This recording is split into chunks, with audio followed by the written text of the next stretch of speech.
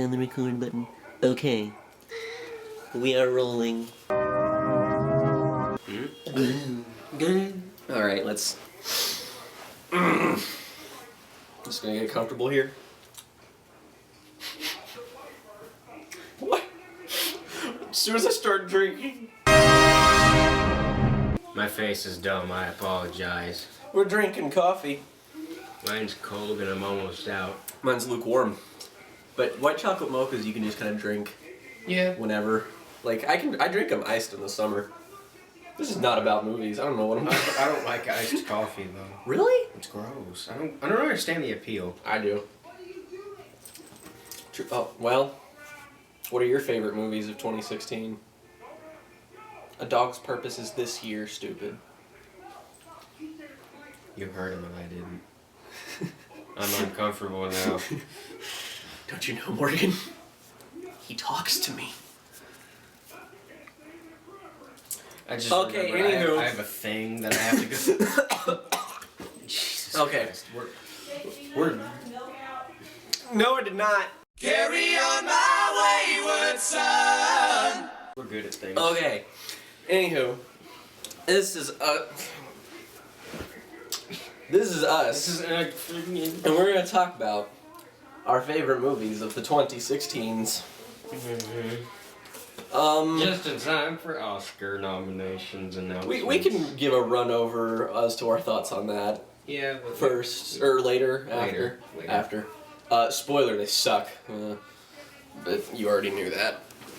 Okay. I'm fine with them. So- I don't really care. So, we're gonna do our honorable mentions first. We're just gonna like go over them because we have. I think we each have top 20s. Mm-hmm. Okay, so why don't you go first? What are your bottom 10? 10 Cloverfield Lane, Batman: The Killing Joke. Yes, your ears do not deceive you. Midnight Special, The Magnificent Seven, Civil War, Everybody Wants Some, Fantastic Beasts, Nocturnal Animals, Deadpool, and Doctor Strange. Yeah, that's pretty solid. I liked all of those movies as well. My top 20 definitely underwent some changes in the past couple of weeks. 20 Hacksaw Ridge. Oh, I forgot Moonlight. That's not on my list. It's not? No. Curious. We'll go into why maybe. Okay. Well, 20 Hacksaw Ridge, 19 Moonlight, 18 Fantastic Beasts and Where to Find Them, 17 The Witch, 16 Green Room, 15 10 Cloverfield Lane. I can't read. 14 The Nice Guys, 13 Swiss Army Man, which Morgan hasn't seen, but The Nice Guys isn't on your list? Well, I mean it is. It's just I liked. Put the list proper. No, not the top 10. Why? Just because I like those other movies better. You're wrong. 12 Captain America: Civil War, 11 Midnight Special. Yes, your ears do not deceive you there. The movie that I predicted as being my favorite did not make my top 10. How about that? Just shows how good of a year it was. Yeah. But yeah, that was my top 10. I cannot believe, like, overall, I think we can both agree that great year for cinema. Probably the best one we've been alive for. Certainly the best one we've been alive for. Have you Yeah. seen the early 2000s? It's a Yeah. desolate wasteland. You know, ironically, I think the best year for movies in the early 2000s was 2000. 2004. What was 2004? Eternal Sunshine and Mysterious Skin. Oh, yeah, that's a good one. 2000 has Requiem for a Dream and there you go. Did you get it? Oh, yeah, heard about. Yeah. Okay, High so Fidelity. 2000 has High Fidelity. 2000 does have. 2001 has Donnie Darko. Yeah, it does. It feels like a 90s movie, like straight up. Well, Donnie Darko's an 80s movie. I mean, just in the wrong decade. But visually, I Yeah. mean. Anywho, do you want to start with your number 10? I can do that. And we're going to talk about, like, because we've both seen Yeah. all of the movies on each other's list. My number 10 is Green Room, and I'm amazed that's number 10. I didn't expect it to leave the top 5 for the year. I didn't expect that to leave yours either, nor did I anticipate it being lower on my list, considering I watched it a couple days ago, and God, I love it a lot more than I did even the first time. And I still liked it a lot the first time. So, I guess I'll start with thoughts since Yeah. I It's yo. just sit here and let the silence overtake us. Yeah, we're both big fans of the director, Jeremy Saulnier. His wife tweeted at me. That was awesome. Yeah, she didn't tweet at me. Shout out to Sky Saulnier. I don't have a Twitter. It's a desolate wasteland. That is. I don't blame you. Yeah, I don't know, this movie just kind of feels like it was made for me, or I made it, or something like that. Because it's like, I mean, it feels like something I'd make for a semester project. Yeah, It's I like- can see that. Four people in a punk band get killed by not. God bless me. What? I burped. I hate. I like how we have internal dialogues with ourselves. I don't. I wish it would stop. We're good. We're good at this. Yep. This was a great idea. Yeah, and they get killed by Nazi hillbillies. I mean, like, And one of them's Patrick Stewart, yeah. which is the best casting decision ever. Just Yeah. in general. If I can say one thing about it, Green Room is the movie that Eli Roth wishes he could make, but is not good enough to make. Mm-hmm. It's definitely like, it was a year that had a lot of like, there was a pretty diverse range of movies this year, like even just in terms of what type they were, but that was definitely the most violent film I Yeah. saw last year. Yeah. And it didn't overplay it, No, like it it was somehow very subtle with it. Like it never It lingered on was. anything. Well, there's another movie on both of our lists that we're going to talk about later, and ironically, even though Green Room treats its violence slightly more meaningfully, both of the films utilize it in this way that death just happens. Yeah. It isn't built up, it isn't dwelled on, it just happens, and you're like, oh my god, like every single time. Yeah, like I remember Leah Shawkett's character. Like she jumped out the window and a dog just bit her face Yeah. off, and that was it. Like Well, we I mean, never like saw any of her characters again. that you're with, like most of the movie, they will be Like, killed without a second And, thought. and then I was just like, I was emotionally attached. Yeah, I'm gonna go. and I will say, like, even though the characters like aren't anything special, the movie doesn't really dwell on that primarily. Like, you can still relate There's to the not, characters like, because the- they're good people. You can tell. Yeah, and there's not like development. Yeah, Because they're just but it's not a they story just that needs it. No, and they just feel very natural. And Like, they Anton feel Yelkin is in it. It's his last movie, technically, on Star Trek Beyond, and Anton Yelkin was really good in it. Rest in peace, Anton Yelkin. Oh, fuck 2016.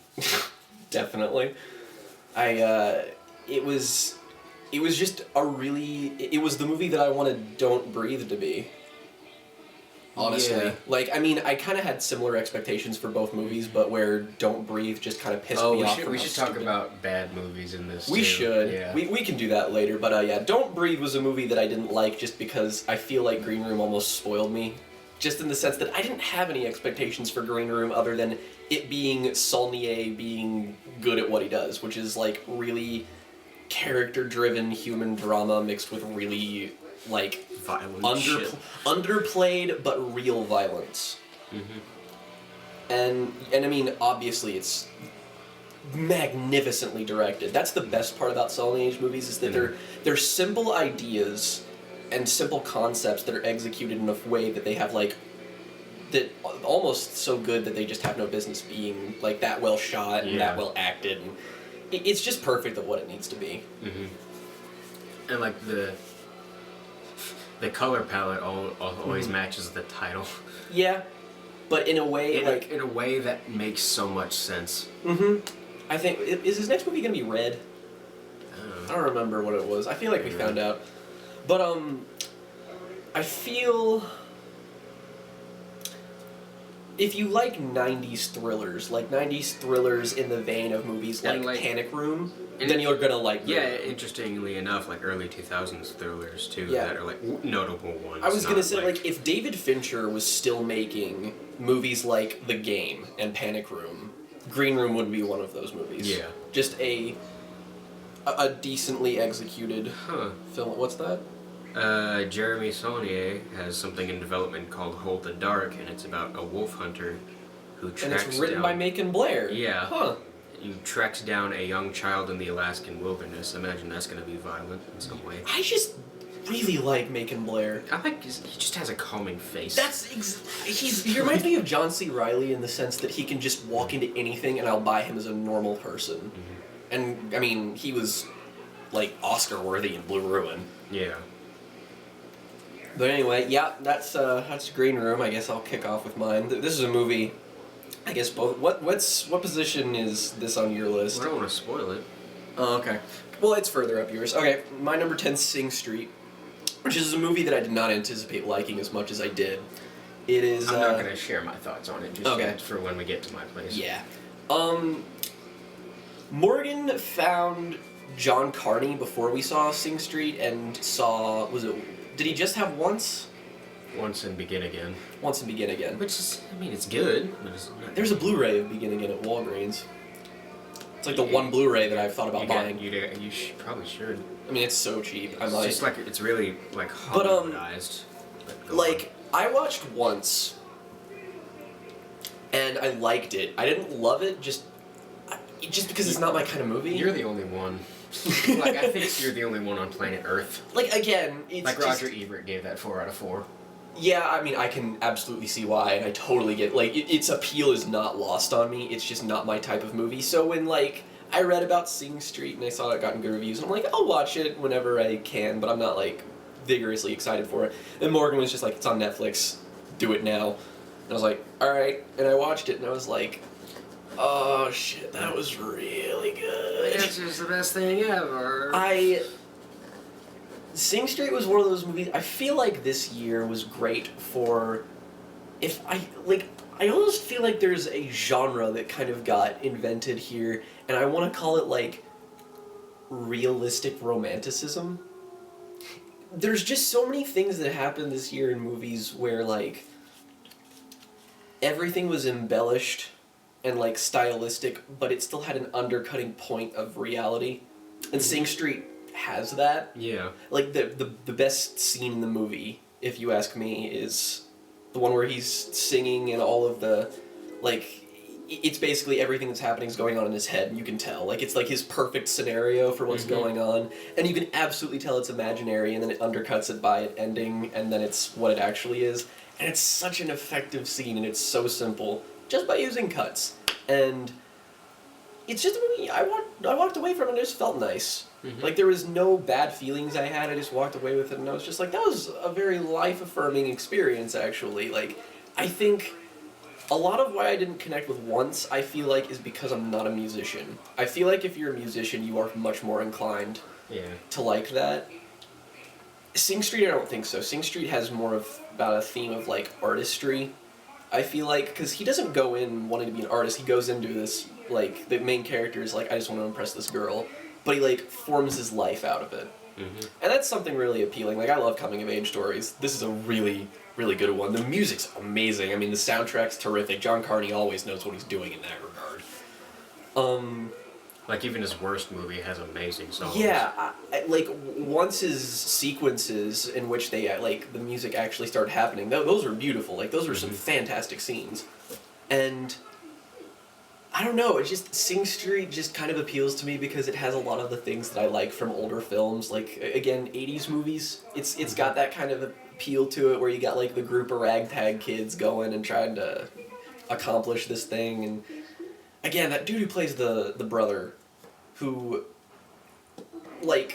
filmography-wise, has had a really shitty career. He was in Transformers 4. That's it. And he was god awful. And inexplicably comes in, and I was just I would have nominated him for Best Supporting Actor. He was so good in this movie. Everyone was great.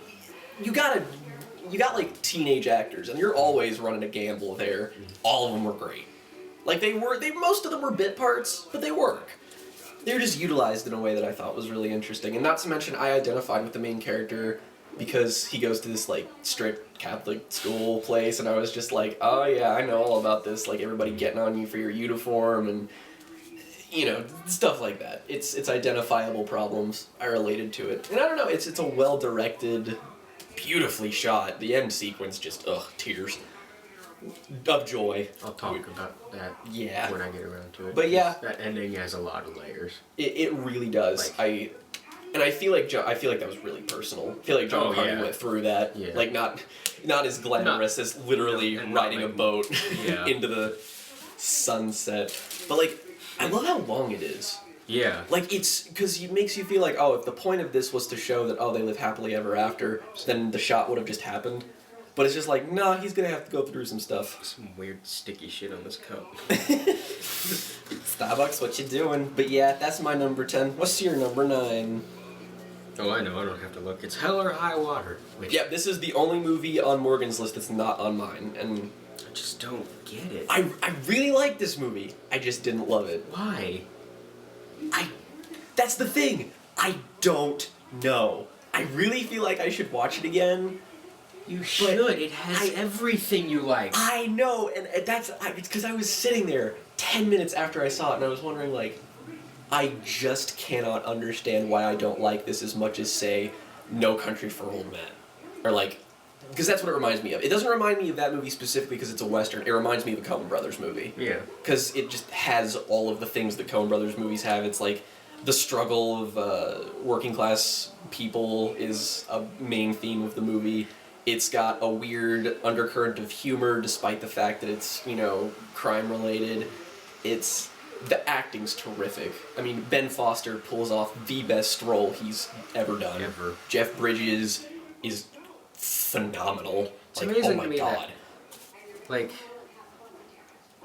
it's like Jeff Bridges is just dancing through emotions. It's like, Yeah! I can go from one to the other like that. He's so versatile, and honestly, I didn't really realize it until this actual movie. And I like it. That's all I can say about it. I don't know if it was like, there's a lot of good subtext in it. The ending's terrific. Like, the sniper sequence at the end, followed up by him visiting Chris Pine, like, that's great. Like, that really reminded me of No Country for Old Men. Maybe you can stop by and I can give you peace. I just... Sorry. And I love the fact that the Western's coming back. And that's a great example of the modern Western. I was really... I'm not, like, upset or anything, but I was shocked to see how much Oscar attention it got. I'm so glad. Like, I'm happy for it, too, in that regard. I didn't expect it, but I was just like... It got, like, 5 nominations? Yeah, and one of them was Best Picture. Picture. I think one of them was Best Director. And I was like... If one of them was Best Director, I'm gonna peek. It's amazing. Who even directed it? David Mackenzie. That's a familiar sounding name. What did he do? Not much of note. He's done stuff. Like writing movies. He sounds like he's a screenwriter. I can just by how the movies I don't written. think so. Oh, he directed that Ewan McGregor and Eva Green movie. Oh, I remember liking that. Which, God, if I could just be in that sandwich. I mean, there's no one who would disagree with you. Anyway. Who knows? Alright. Not much. No, not much at A all. whole lot of nothing. Well, this guy knows what he's doing. Okay, he didn't get a... He got 4 Oscar nominations. That's impressive. Best Original Screenplay, which I swear to God, if it doesn't take that, I'm gonna hit something. Oh, it's a Sheridan screenplay. That's why I Yeah. like the movie as much as I do. Taylor Sheridan's And just editing. like honestly, Taylor Sheridan top 10 of all time. Yeah. He's so good. Mm-hmm. But this has been me talking about it. It's on your list. Yeah, that's the thing. You said all the things that are great about it. You just don't love it. Yeah, I know. Like, if you asked like Morgan and I, if you just had a bowl of ingredients for a movie and you're just like, pick everything you want to make a movie you love, Hell or High Water has all of those things. Like, and nothing that wouldn't be on there. And I legitimately just don't have many issues with it at all. No. Technically, none. Absolutely none. Like, I watched it again, like, 2 weeks ago, and I just have none at all. Like, I wouldn't change a thing. Like, I mean... honestly, it might be like... I hate to put it this way, especially because considering Live by Night happened, which was apparently exactly as good as both of us thought that it was, in the sense that it was aight. Yeah. But I feel like Hell or High Water was a movie I walked away from, and it's been like every single Ben Affleck movie I've ever seen, in the sense that I really liked it, and I have no clue why I don't love it. Like, The Town, same reaction. Fargo I liked a bit more. Not Fargo, Argo. I do that every time. Dang it. He's dumb. I know. But Argo, I liked probably a fair bit, and I guess my favorite movie of his is Gone Baby Gone. I really like that I mean, the movie. reason I love that movie is Casey Affleck. I was gonna say, that's his best directed film's Argo. But, like, the movies that I like from him, I kind of had that feeling with The Accountant, but less so just because The Accountant was really, like, versatile. He also didn't direct. I know, but, like, him being in the movie, it had a similar feeling. Actually, The Accountant and Hell or High Water in general are kind of similar films, except Hell or High Water is just a lot more consistently good. But they both have everything I like, and I come away and I'm like, it's a 7 out of 10, like really, really good. Didn't really connect with me. Can't. Again, explain. I don't know why. Also, Chris Pine's terrific. Chris Pine. Really. Okay, we got cut off. Anyway, Hell or High Water's pretty good, right? Yeah. Okay, so we're doing my number 9 now? Mm-hmm. Okay, we're gonna sort of do a combination, because this is my 9 and his 8. And that's Arrival. The new... Arrival. First of all, I'm really dumb. Can we just say, I have never heard anyone's name be pronounced differently by so many people than Denis Villeneuve. Yeah. I don't even know if I'm pronouncing it correctly, but I've heard Dennis Villeneuve, and Villeneuve. I'm like, Adele Nazim. I don't know why that's so funny, but it still is. Adele Nazim. John Travolta's stupid. That's why it's I funny. hate John Travolta. He's a Scientologist. I don't even like him in- So I hate him by default. I don't even like him in Pulp Fiction. I've never liked John Travolta in a movie, except The Punisher, because he was a douche. And he was violently murdered in The Punisher. Yeah.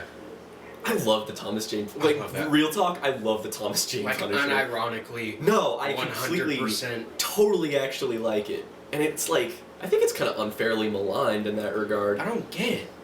It's... Like, its only problem is it has that, like, super edgelord early 2000s Marvel thing going on, but it's the only one that delivers on it. Every single movie that came out that time had that vibe, because The Matrix happened. It So had that. everyone tried to do that.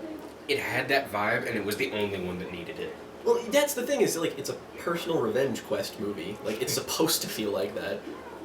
The only part I was ever confused with in that movie is when Harry Heck pops up, and you're just like, what are you doing here? Like, that's a scene. He's great, and I love that scene, but I'm like, why are you here? That's a scene I, like, ironically love, because it's kind of terrible. That movie, that had to have been cut. Like, is there a director's cut that exists of that movie? Okay, I haven't seen that.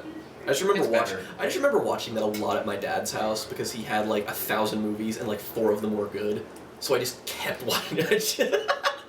So I just kept watching The Punisher like over and over again. His dad's a cunt. His favorite movies. I'm so glad you said it that way. I don't have to. His favorite movie's Love Actually. He sucks. Dude, that article that came out this year that talked about why Love Actually sucks made me feel so good. Because I've never liked that movie. And when I found out it was his favorite movie, I'm like, that makes so much sense. It's like, Love Actually is the Collateral Beauty of 10 years ago. Is it not? It's not, like... It's not as, like, overtly pretentious, but it's not there. as overtly pretentious, and it's not, like, as offensive to anyone who's ever breathed. Yeah, like, you can watch Love Actually and not hate yourself like Collateral Beauty. Because, like... Love Actually is, like, of those shitty-ass Gary Marshall rom-coms, it's the best one. Yeah. But, like, a swift kick in the butthole is better than a swift kick in the nuts. Yeah. It's a beautiful analogy. Anyway, Arrival's really good. I don't know how we got here. I'm not gonna question this is it gonna be either. like 2 hours long. Oh, we're having fun, that's what matters. But anyway, Arrival is the new Denis Villeneuve. Denis Canadian name. Is he Canadian? French-Canadian. French-Canadian. He's the best modern director, if you ask me. Just Arrival cemented that because I didn't really have high expectations for this movie because I saw a trailer for it, and it was like, what, 3 months before it came out? Even less.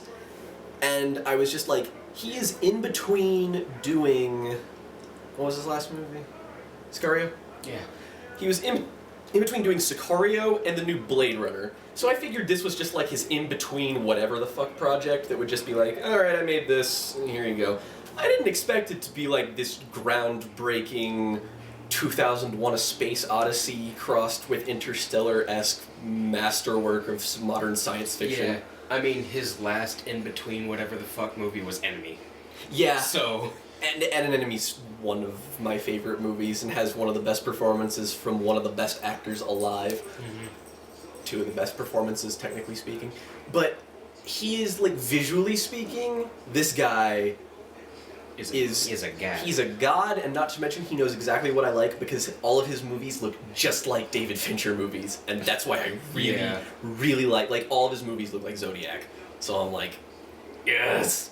And Got everything's a director nod, right? If he didn't get it, yeah. okay. He better win that. Honestly, like, even though it's not my favorite, I am gunning for Arrival to win Best Picture. I know it won't, but of the movies that are listed, I feel like that's the most important because it has a really nice message that I feel like, 2016 is a dumpster fire of a year. That's not exactly a controversial statement. Or a news statement. No, and I mean, like, I'm not even talking, like, news and world-wise. I'm talking about, like, just for me in general, it was just kind of a shitty year. Mm-hmm. Like, it was a lot of good things happened, but it was just undercut by a lot of shit. Mm-hmm.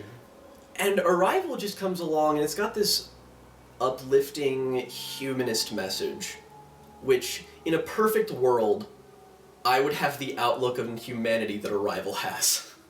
And I don't. And also, I will admit, I'm one of the 7 people who really, really loves Interstellar. Arrival is much better at doing what Interstellar wanted to do. Mm-hmm. I think they're about on par and in terms of filmmaking, but I like Arrival more just because it just feels more human at its core. Amy Adams is so good. Mm-hmm. Like, did she not get one for... No, she did. Oh, okay. It was her best role this year, and I mean, she was also in the worst movie of the year and her worst performance, but also gave her best performance in this movie, so I'll let her slide. 2 of her best performances. Yeah. And, like, she was in 2 great films this year, and, like, she came into her own, I guess, like, she was just kind of an actress that just sort of took up space, in my opinion. Like, I never really thought she was bad. It's just that, like, she wasn't even really bad in Batman v Superman. Like, nobody could have made that role work. No. Because Lois is just... But, you just... I mean, she's like a fart in that movie. And fart in the wind. Yeah. And in this, she's terrific just because, like... I can't even say... Like, she's unbelievably good at playing a real person. Like, when she's not trying to Hollywoodize herself, I think she really finds her stride there. I think, technically speaking, like, best shot movie of the year is not this, it's Silence, but this is close. Yeah. It has probably one of my favorite shots, like the reveal of the alien, like, and not to mention, we haven't had a good alien invasion movie since, like, what, Close Encounters? Like, when was the last time we had a good alien invasion movie? War of the Worlds is alright. War of the Worlds is, like, technically masterful, but it's the most... Yes, you heard us. We're not talking about Independence Day. Yeah, oh god, no. War we of also the Worlds... didn't see Resurgence, because... No. Why? I heard everyone hated it, so... Well, War of the Worlds is kind of... I feel like War of the Worlds actually is a great movie to talk about in comparison to Arrival, because it wanted to be Arrival. Like, really, really badly. They even look kind of similar. Yeah. But where War of the Worlds failed is that its human drama just wasn't compelling. Like, Tom Cruise being an everyman does not work. No. Amy Adams being an everywoman works very well. And I like Jeremy Renner, too. Like, he's also really good at playing a real guy. Like, that's him in the Avengers. That's why I like him. It's I just because... kind of wish he was in it more. That is, I will give him that. Also, there's a controversial thing that happens in this movie. It has a third act twist that, like, changes everything that I called the first... I watched the first scene, and I was like... No, I know what happens. Third act twist that changes everything. Yeah. Like, it's a third act duh that changes nothing. I watched it and I still love the movie. Like, I called it from a million miles away. It's like, there's one sentence Amy Adams says at the beginning of the movie, and I'm like, yep, know what happens. I don't know. I don't know how, but it happens. I didn't call it because I just don't try to call stuff ever. See, I'm eternally just, I look for stuff like that. But, like, it happened, and I was just like, yeah. Well, it makes the movie more interesting. I mean, like, without it, I don't think the movie works. It has to have that. Yeah. And, I mean, everybody's like, good in it, but Amy Adams is the lead. Like, Forrest Whitaker's in it for, like, 10 seconds. Mm-hmm. Kind of like in Rogue Save One. the rebellion! Save the dream! Stardust. June! June! Your Saul Guerrero voice. June! He's just asking for alcohol. Hentai! But yeah, Arrival's terrific, and I can't recommend it enough. If you like Close Encounters, you'll like this. It's smart, but it doesn't rub it in your face. Mm-hmm. Like, it's not a movie that you have to, like, it's a thinking person science fiction movie, but you don't have to like it. Mm-hmm. Like, it's still a brilliant film, and that's what I maintain. You're like, when movies exist just to be brilliant, but no one can enjoy them, you know, like every David Lynch movie ever. Yeah. Like, when you're Mulholland Drive, you can make that work, but I think truly brilliant movies are movies that can work for people who want to think about them and for people who just want to watch them. And Arrival works in that regard. But yeah, pretty fantastic movie that I honestly can't point out a... Oh God, I just looked at my list. How on earth did that end up that low? Right. Anyway. Also, every scene in the alien communication room It's the is best like scene.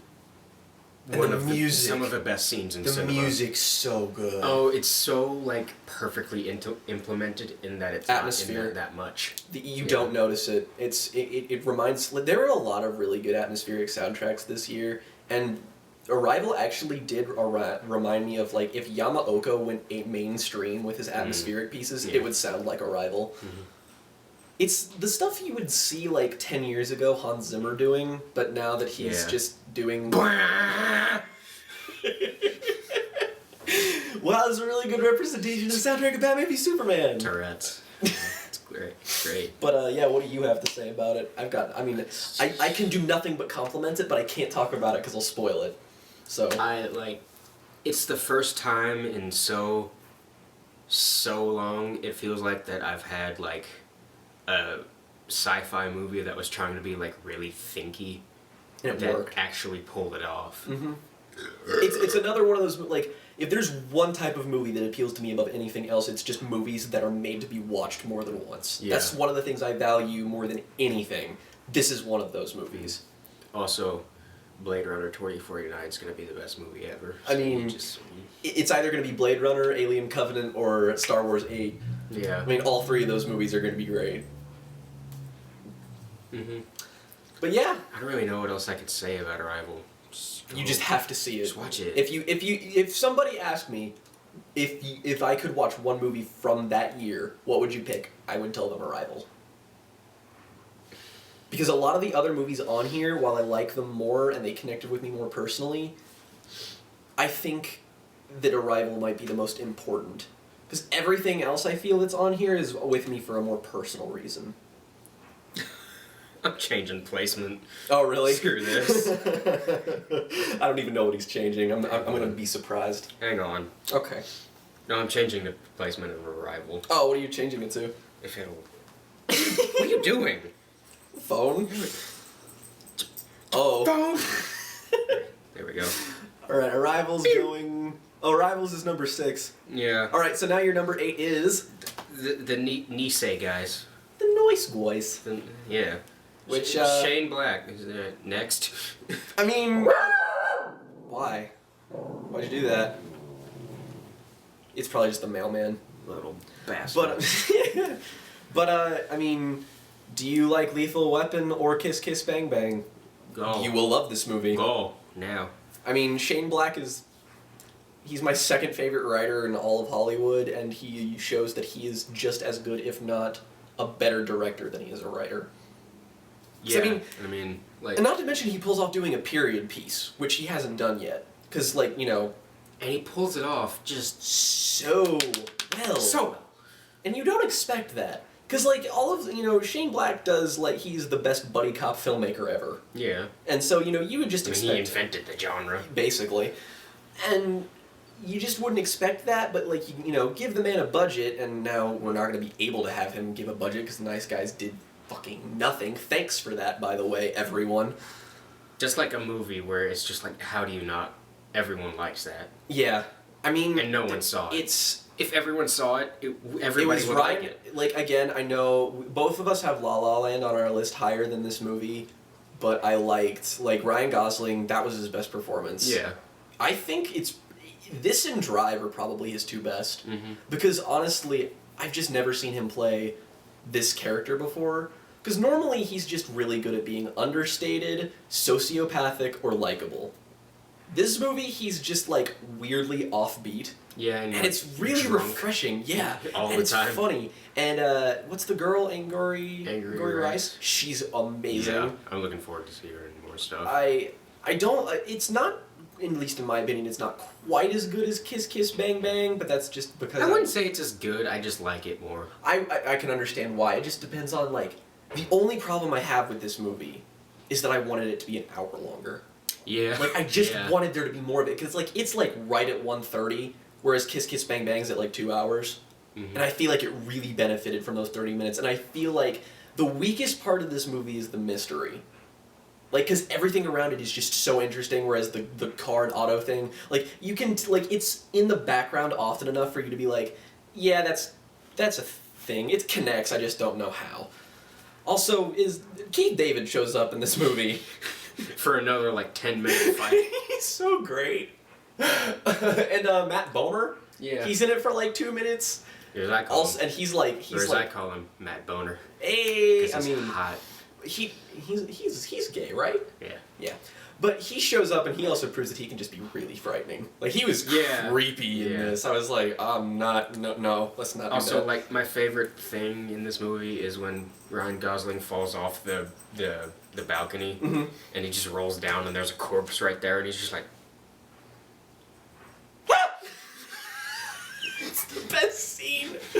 I just like when he I like when he just cuts himself in the glass and he's like, oh no, and he just falls, and I'm like, just- oh my god, this, like, the physical comedy. Shane Black. There's a video by, was it Nerdwriter that did the video that talked about? I don't know. I think it was a Nerdwriter video that did a thing that Shane Black utilizes violence better than most directors. This is a great example why. Like, The Nice Guys is, like, it's so kinetic.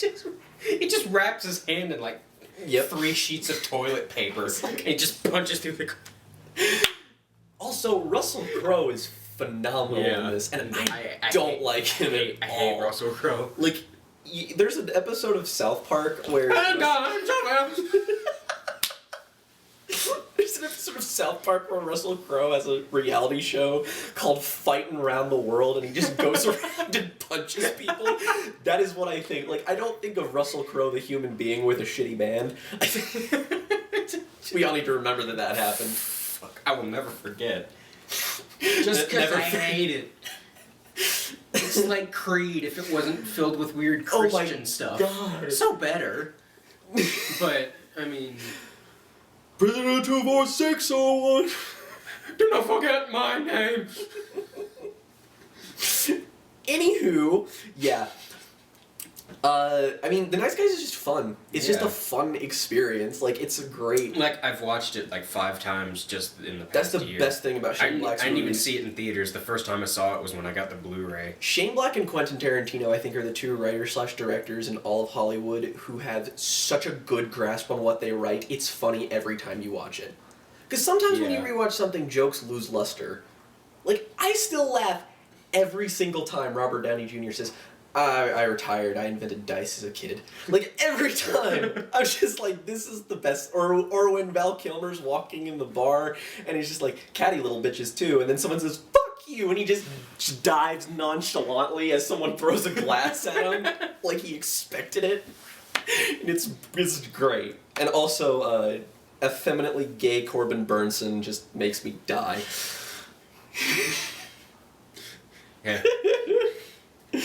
Oh man, it's just fun. That's the best. I was way almost to in use that porno movie. I got a really big dick. Want to see my dick? No one wants to see your dick, dude. Fuck you, Mr. Mustard. What? What was that analogy for? Oh god, I just want to write a movie like him. Okay, so The Nice Guys was yours. What was... Okay, so I did 9... Oh, this is... Oh, here we go. And that's my number 7 now. Oh, hey, this works. Yay! Okay, so this will feed into it. My number 8 is Rogue One, which I guess has also taken a helm as being controversial, just like Episode 7 was when it came out, because, you know, everybody who likes it's Abrams fanboy and they don't know what they're talking about. They're not a real Star Wars fan. Mm-hmm. Which is... Here's the thing about Rogue One. And everyone who doesn't like it is a massive whiny hard ass, which they are. Here's the thing about that's Rogue the One stereotype. is that on a filmmaking level, God, I love Gareth Edwards. Mm-hmm. Like, just no one pays attention. Like, I have not heard anyone talk about the filmmaking in Rogue One. Like, the cinematography in this movie and the actual look of the film is so nice, and it's just it was like seeing this in theaters was so good. If you love the first 2 Battlefront games, you'll love this movie. Yeah, it's, you know, and everybody says, like, it's the first Star Wars movie that feels like a war film. And yes, Star Wars. The first half of this movie is, like, Mission Impossible Rogue Nation, and then the second half of this movie is Saving Private Ryan. Just the second half of Hacksaw Ridge. Pretty much. Yeah. Well, that's the thing. It's just, it's got all of the things that those movies have, and it really works. Yeah. And... You know, people will complain and be like, characters aren't that developed. Characters aren't that developed, like they aren't that developed in the original trilogy. They aren't that developed in the original trilogy. They had 3 movies in the original trilogy. The characters in Saving Private Ryan and Hacksaw Ridge aren't that developed either. I mean, Andrew Garfield's character is, I don't want to hurt anybody. Okay.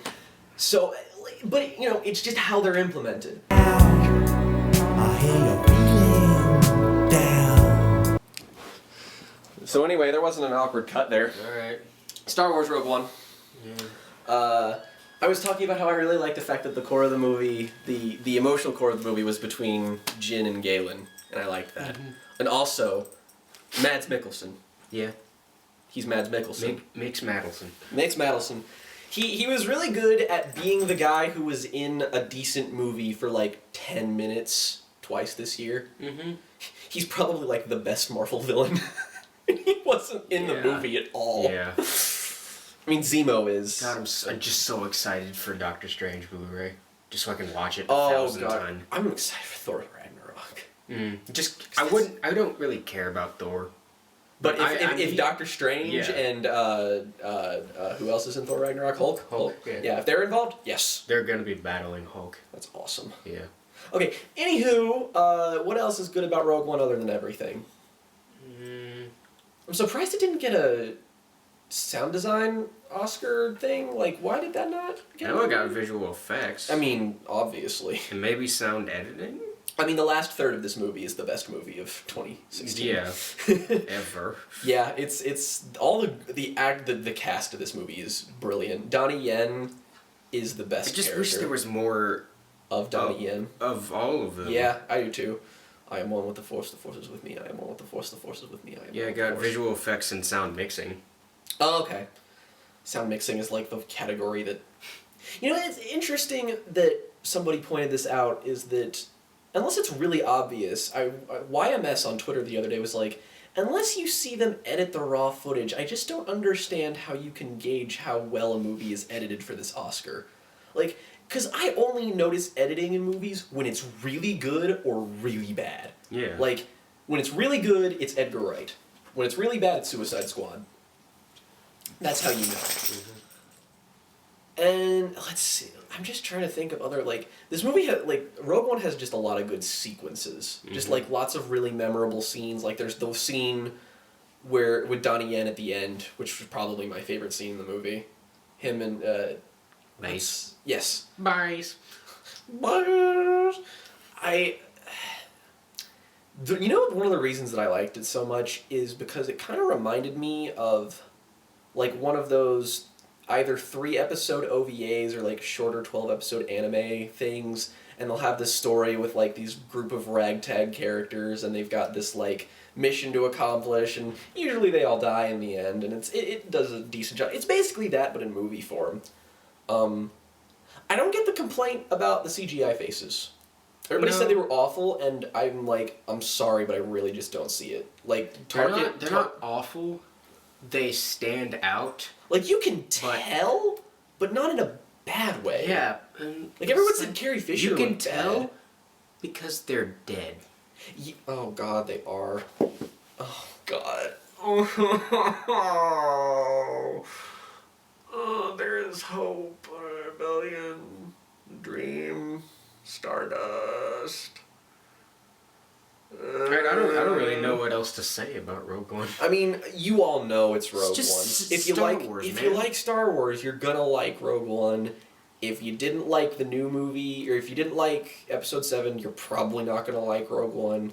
Not that they're similar, it's just that the vibe they have. I guess, yeah. But yeah, it's just see it for yourself, man.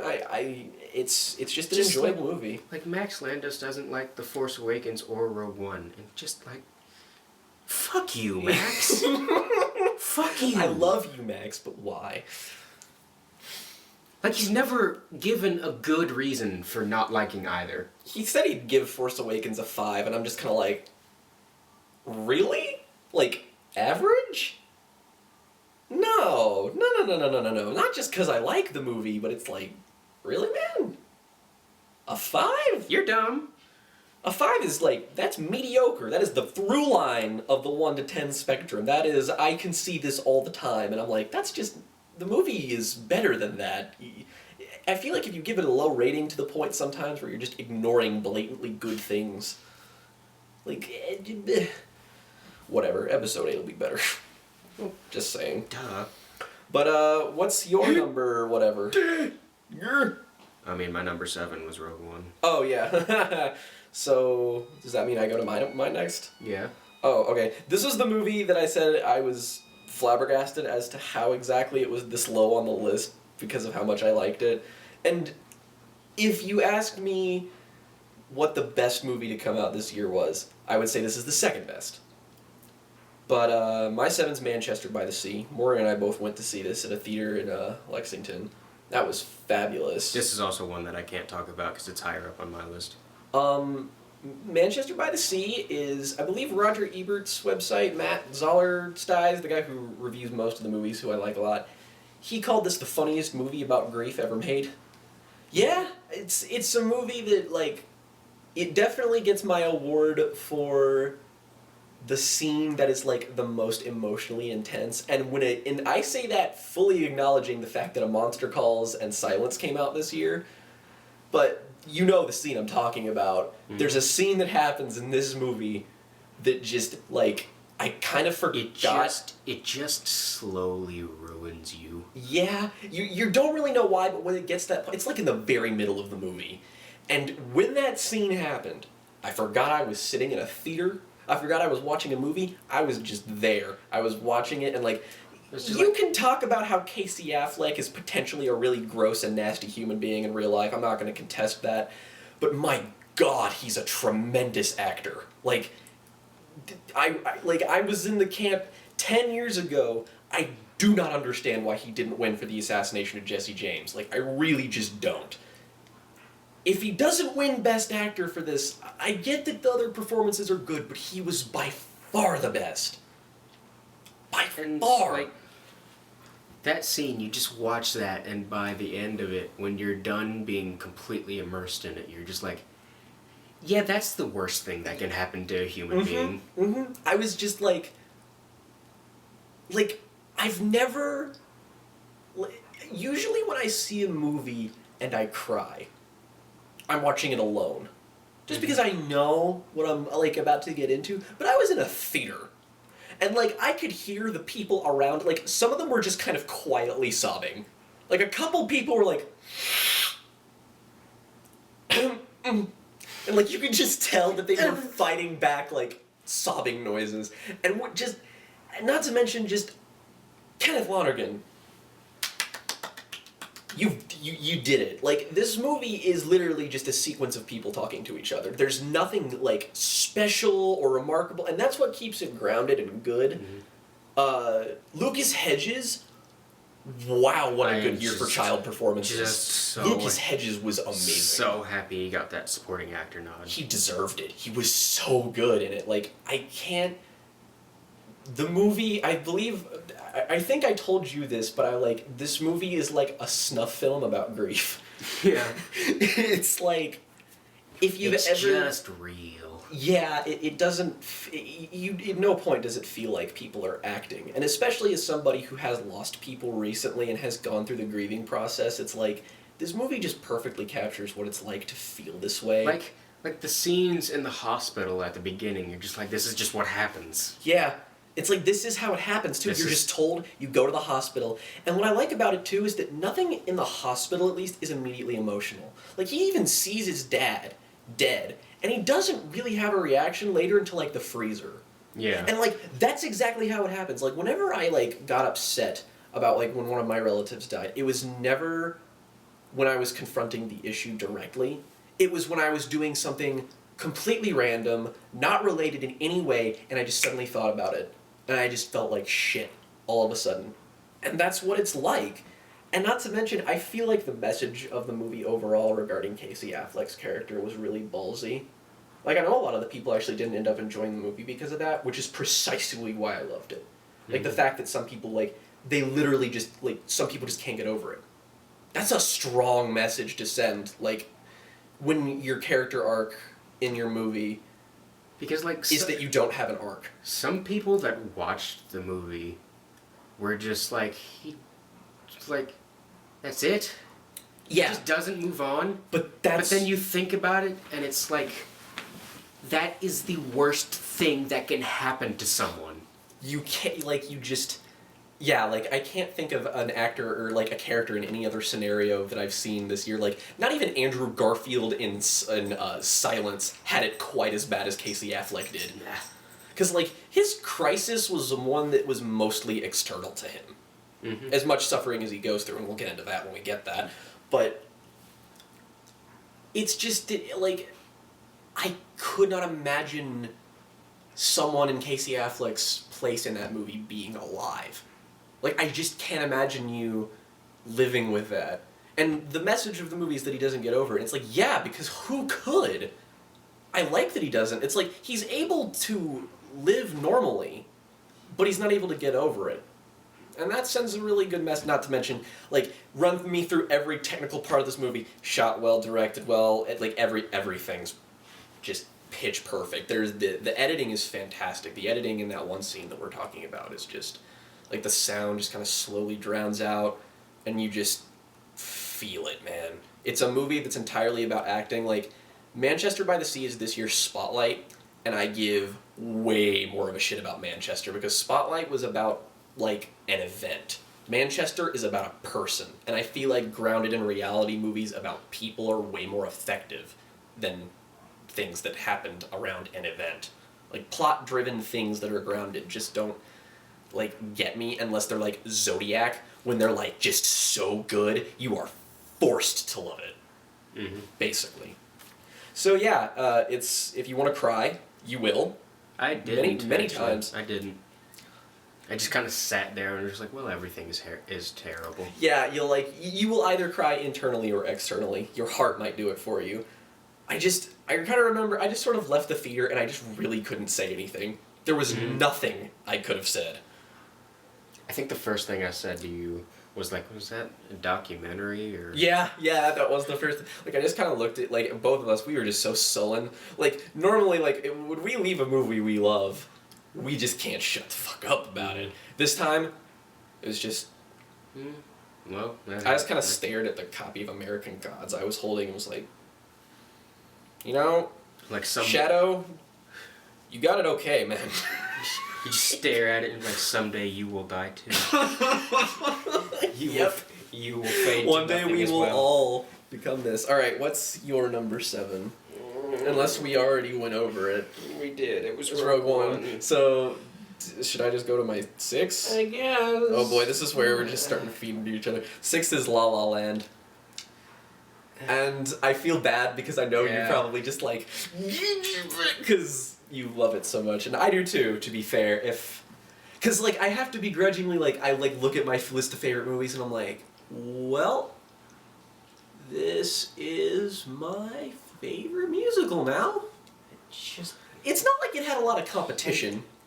I don't like musicals. Just Which is a testament to how good this movie is. Because, like, really, I can't stand musicals. Like, Cabaret is alright. That's the closest I'll come to being like, I enjoy that on some level. I just don't connect with any part of it. I hate Moulin Rouge. I've said it 1,000 times. I just don't. I cannot find it within me to like anything about Chicago other than the technical aspects of it. Anything else, I don't care. like, I like Singing in the Rain. Okay, yeah, I like Singing in the Rain. That is one of 2 movie musicals that I like. Wizard of Oz. I like Wizard of Oz. Disney movies, like Beauty and the Beast. Oh yeah, I meant live action. Yeah, me musicals. too, but it's still my favorite. Just PSA. Rent can go fuck itself. Rent is the actual, like, if somebody was just like, Rent's the worst movie, I'd be like, yes, Yeah. it actually is. It's my least favorite. It's if I could pick, it's not even my least favorite, but if I had to pick a movie that I would hate watching the most again, it's probably Rent. Because my least favorite movie's S. Darko, and I am pissed off less when I watch S. Darko than when I watch It's Rent. like my second least favorite movie is The Last Airbender, and that just like offends me as a fan of Yeah. something that I love. We hate the last. everything in me. You hate the Last Airbender just like I hate as Darko. Yeah. Like Rent is just something that I wholeheartedly dislike. There's just nothing about it. There's nothing bittersweet. There's nothing Everything that I know is a piece of me, Rent finds some way to offend. Yeah, and that's the thing is that just like I would almost say Rent almost killed musicals for me because it's just like I feel like I can't like them anymore. And then I watched La La Land and I'm like, Damien Chazelle directed it. Of course I'm gonna like this movie. Stars Ryan Gosling. Okay, I'm still gonna like it more. Stars Emma Stone. Still gonna like it more. John Legend. Okay, please, you can stop now. You can stop. And then it just, like, there's just so many scenes in that movie where I'm like, yeah, this is the best. This is the best thing I've seen. Like the scene where they were dancing in the stars. Number 6, man. Like, what? Yeah, trust me, I'm as bewildered as you are. I'm like, Yeah, I this know. this and Manchester being so low are like, I mean, not that it's low, but like, still, it's mind blowing. Like, there's a lot of backlash against La La Land, which is funny because by like critically speaking, it's the most successful movie of the year on IMDb. It's like what, number 27 on the highest rated movies list. It's got like an 8.8, something ridiculous. 8.6 now. 8.6, but it's like it's still stupid high. Let me look at it. 31. Yeah, see, 14 Oscars. It's tied with 3 movies for the most Oscar nominations ever. and it deserves it. I will in no way like say this is definitely the Birdman of this year. In the Birdman. sense, Birdman. Birdman. Birdman in the sense that it is this sprawling technical mastery that's also mishmashed with the craziness of Hollywood. Like on I a guess you feel like the way about... You feel the way about Birdman that I do about La La Land, and I feel the way about La La Land Precisely. that you feel about Birdman. because I almost like La La Land in a begrudging manner. Because I want to be like a critic and stuff, and like analyze it and take it apart, but there's just nothing there. I can't say anything about, like, I'm just like, yeah, it's great. Like, and not to mention, I remember when you were talking about when we were playing Call of Duty, that one time, and you were talking about the end of La La Land, I was very close to predicting what the end of that movie was, but not quite. Like, What did you think it would be? what I thought it was going to be, this isn't a spoiler, obviously, because this is what I thought it was going to be. I thought the movie was going to end, and it turned out that the entire film was like a play that one of the 2 main characters wrote about their own relationship after it failed. And in that respect, there are parts of that make it in the movie, because there's that thing at the end, and you're like, oh. Can I use that for something? Yeah. Something I write? Totally. I mean, it's a really good twist. That's I don't why. know why I whispered that with my hand over my face. It's not something that's ever gonna get made. I mean, it would still be interesting. God But, like, forbid I finish a screenplay. I mean, Anyways. Damien Chazelle has proven that he is a talent. Like, he's made Whiplash and he's made La La Land, which are two movies that got nominated for Oscars, and they were both fucking brilliant films. And he wrote that one movie where Elijah Wood plays a Grand Piano. Not a great movie, but I'll be damned if it ain't fun to watch. Also, But La La Land John is... Cusack's voice. I think. That's him, right? I think so. It's like Panic Room better. There's is. a lot about La La Not Panic Room, Phone Booth. Getting my early 2000s thrillers with dumb names mixed up. that are directed by Joel Schumacher. Panic Room's directed by Joel Schumacher. No, Phone Booth. Yeah, like, you get the never mind. What is happening? I don't know. But, like, I love the fact that the relationship is, like, because in musicals, there's, like, the archetypical relationship is the only one that happens. It's like, you know, the couple struggles to like each other, and then they do, and then happily ever after. That's half of this movie. It's like, this is, in a way, it's like La La Land is unexpectedly melancholy, but it's really upbeat and positive about it. Mm-hmm. Like, the end just... It really did emotionally destroy me in a way that few movies have. But it did it in a way where I was like, oh, it's kind of beautiful. It didn't destroy me. I was just like, It's the right. polar opposite of what the ending of Silence did. yeah. It's like they're both great, but they're just for opposite reasons. And I mean, the movie's beautiful. Like, if there's any way I can describe the visuals, it's that I love its purple. I love purple. Well, it's so, like, the way that color is used in that movie is just, oh. And the long shots, like, and the opening sequence, my god. There's just not anything I can complain about. Although I do think it's interesting. I like the song City of Stars, but that's, like, the worst song in the movie, yet it got nominated alongside its best song.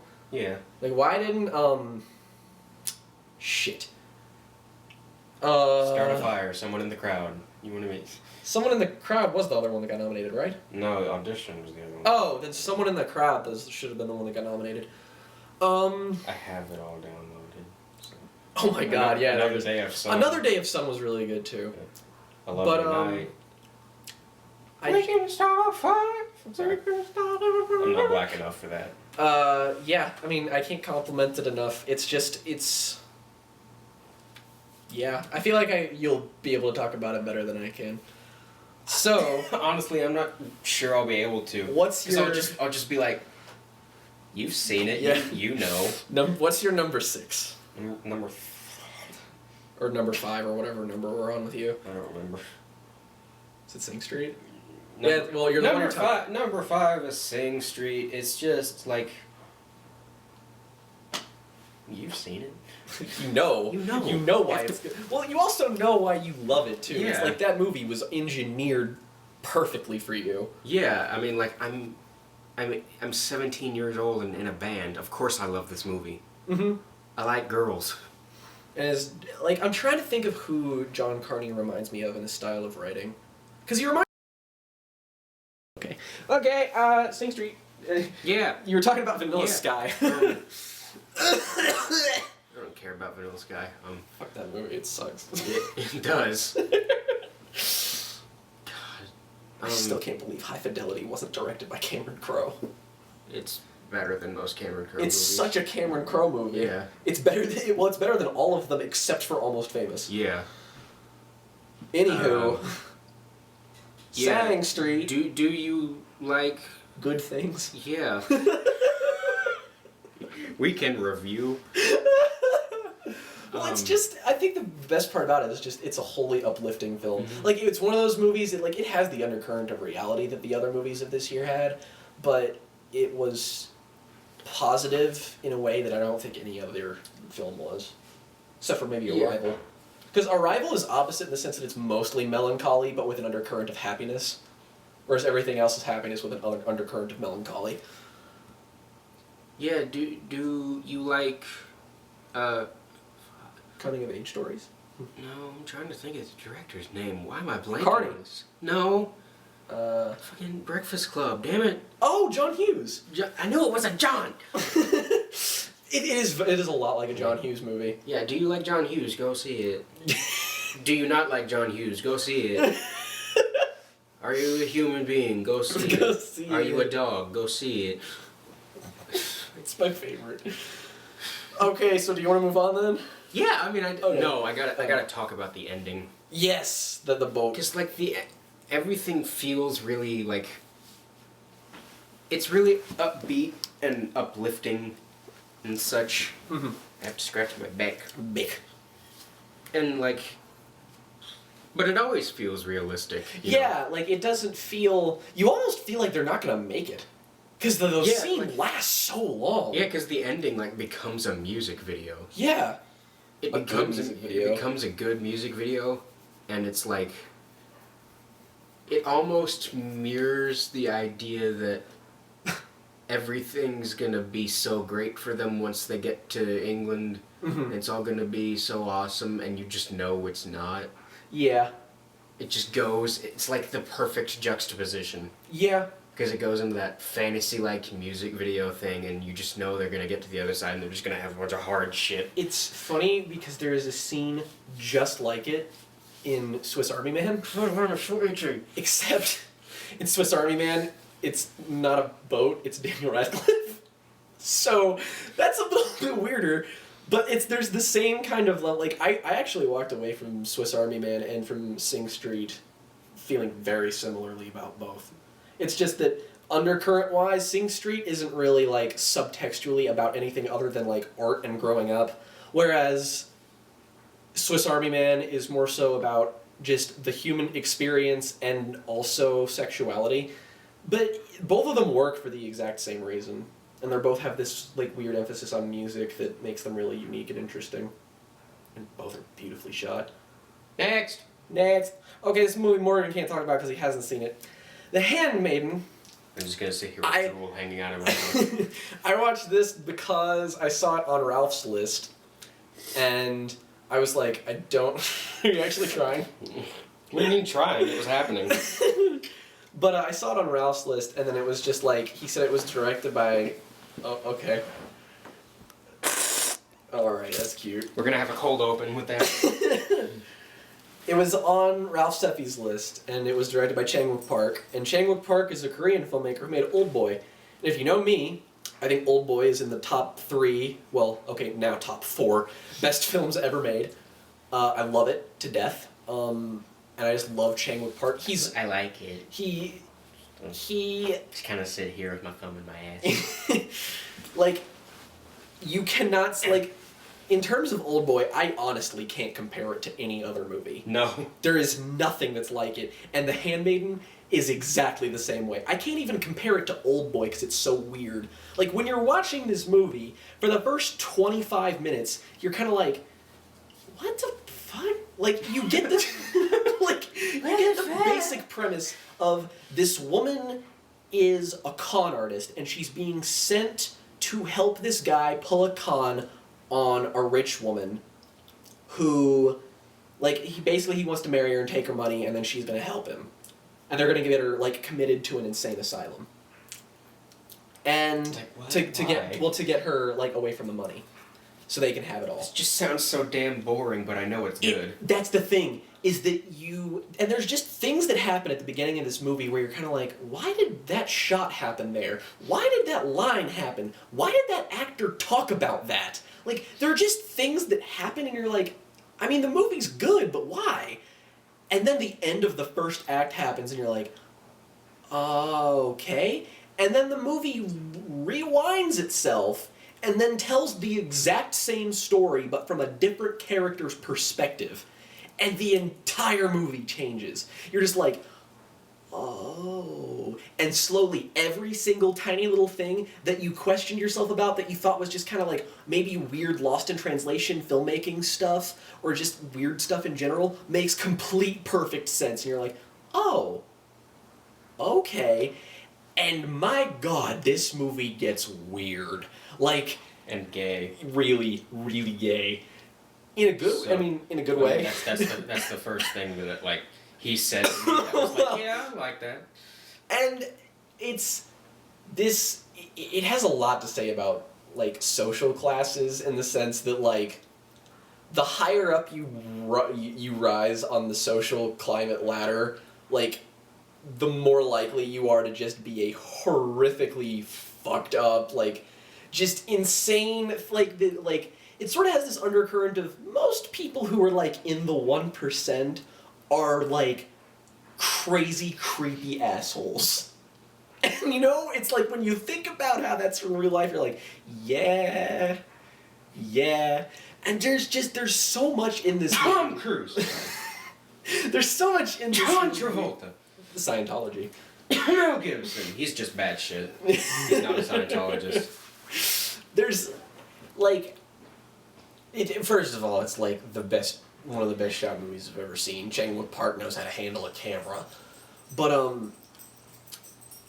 the way everything, it's a violent movie, but nothing actually violent happens. That's the only way I can describe it happening, because like the movie What is does that mean? exactly. It's like the movie, I would say, is mostly about sexual politics when it comes to like men and women, but also how it relates to class. And all this stuff is normally stuff that I find unfathomably boring. But when you're Chang-wook Park and you're able to display this thing in such an interesting fashion through the lens of these interesting characters, it's really old school. It feels like an Akira Kurosawa movie, in fact. And it's just, and then the third act happens, where it continues the story where you have all the pieces now, and then it like changes everything you already thought you knew.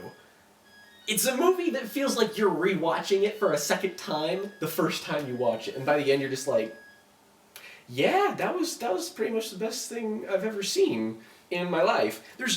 It's beautiful and it's haunting. There are parts of it that I'm just never gonna forget. The end mainly, but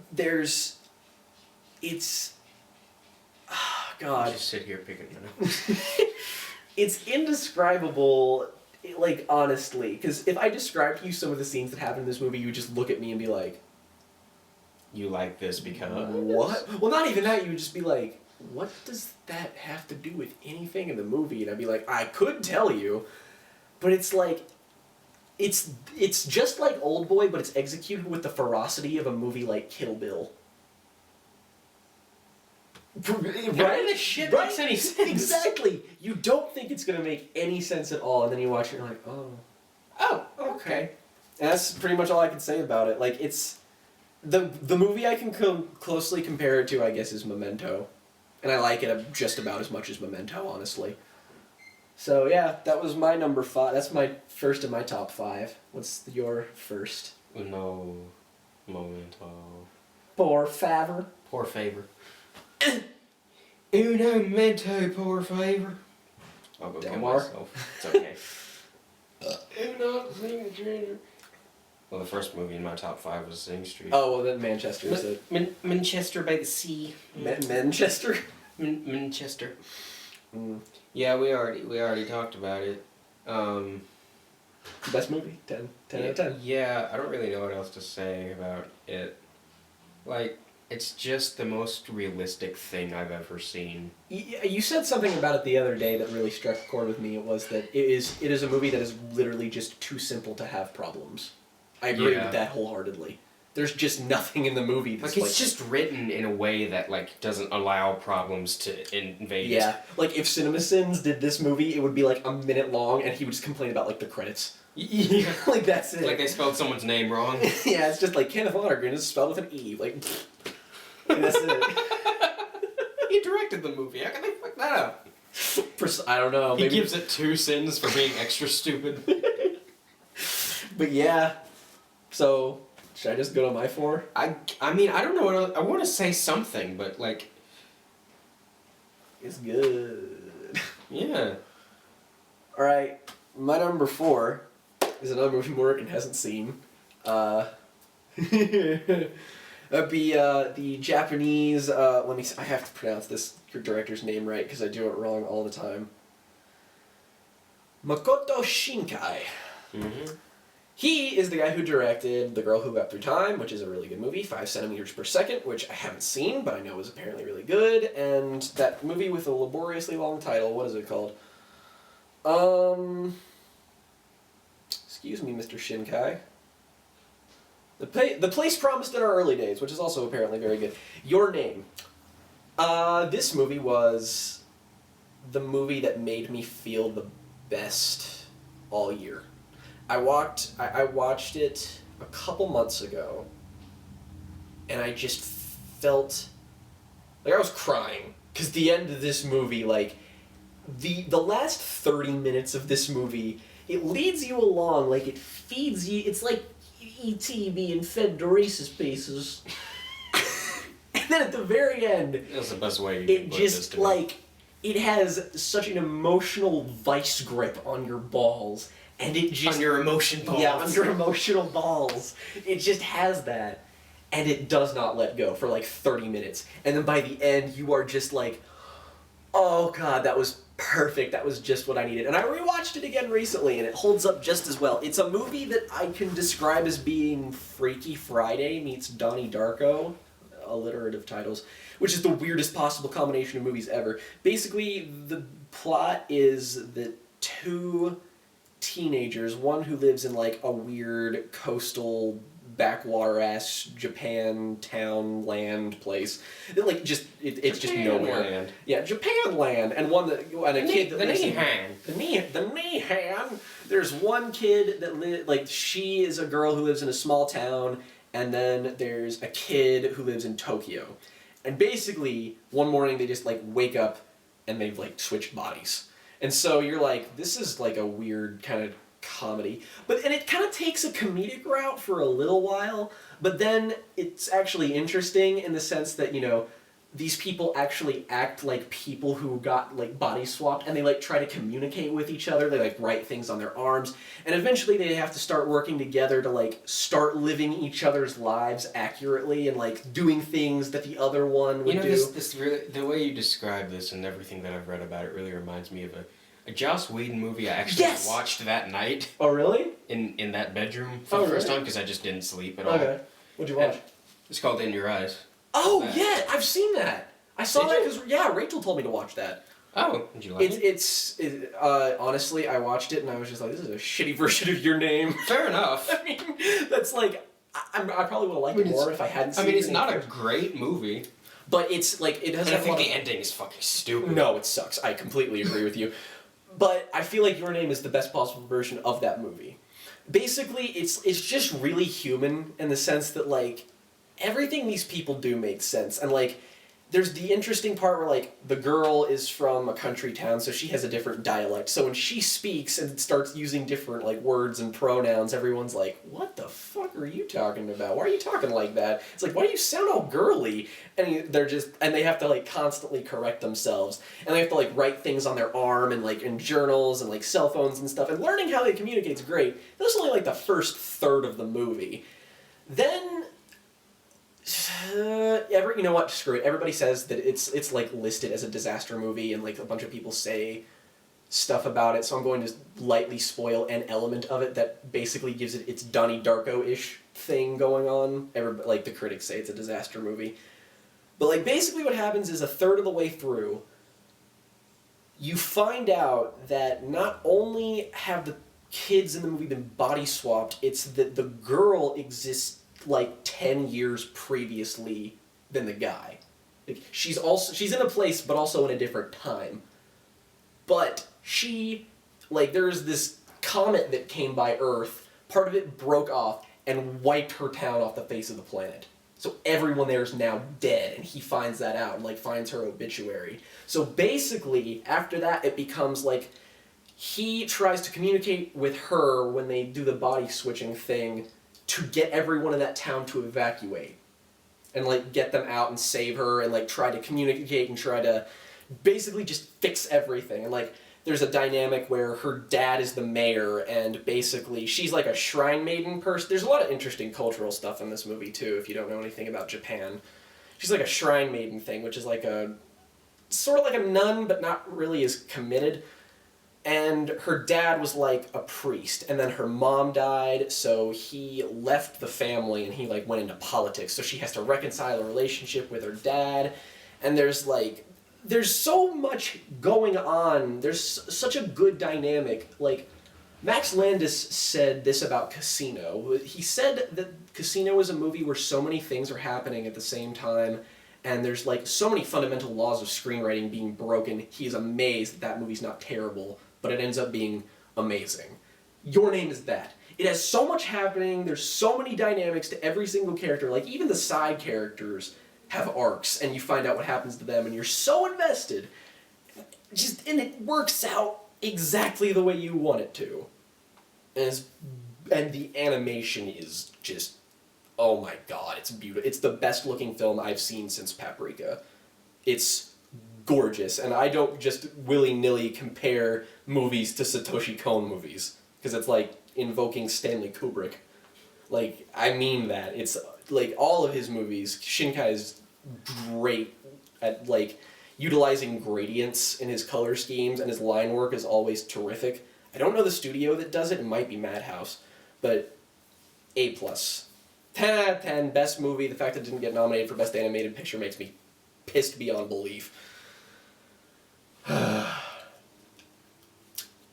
Yep, that happened. All right, Morgan. What's your movie? Unless we probably talked about it too. I can't remember. No, we didn't. Oh, we didn't? Yeah, I'm on my number 3, so... Which is... I forgot. Oh boy, here we go. We're getting into the thick of things now, folks. Alright, top 3 emotions.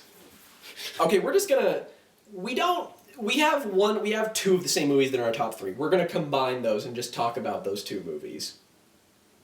Like, you know, Did and Did. We'll talk about those together. Okay, but your 3 is... A Monster Calls. Oh, man. I like to call it Catharsis, the movie. A Monster Catharsis Souls. What? I'm gonna go kill myself real quick. I mean, after watching A Monster Calls, I don't blame you. I mean... Also a really great portrayal of grief. Yeah, that was a thing that this year did really well. I'll just go ahead and say it. A Monster Calls was my favorite movie of last year. And it's really difficult trying to describe why the magnitude of love that I feel for the movie. Like, I really just can't. It's difficult. It's really difficult. I mean, that's like half the movies that are a bit lower on your list that you've talked about that I've also seen where I'm just like... Yeah. Yeah? But, okay, first of all, I think we can just say, like, the kid in this, Louis McDougall. Oh my god. Just, yeah, eat your heart out, Haley Joel. This is the best kid performance I've seen in a movie. This kid, you know, it was something that struck me as interesting, because Brad Jones, when he was talking about this movie, he wasn't a huge fan of it. And he was just talking about, like, mainly because he just didn't really like the kid.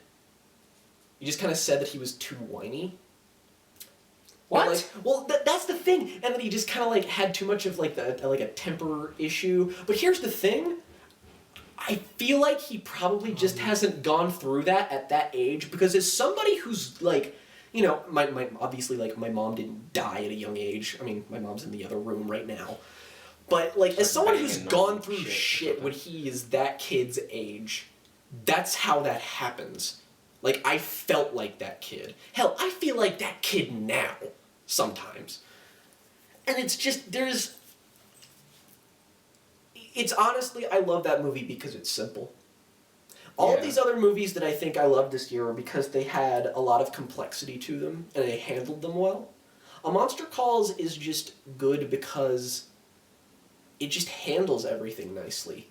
And it handles it in the perfect way. Not like the best way. Just in the way that I made, like, it connected with me. Like, it was, like, it feels like I wrote it, is what I'm saying. But, and it has this emotional catharsis for me where it's like, if you need to cry, here's your fucking movie. Because I wept.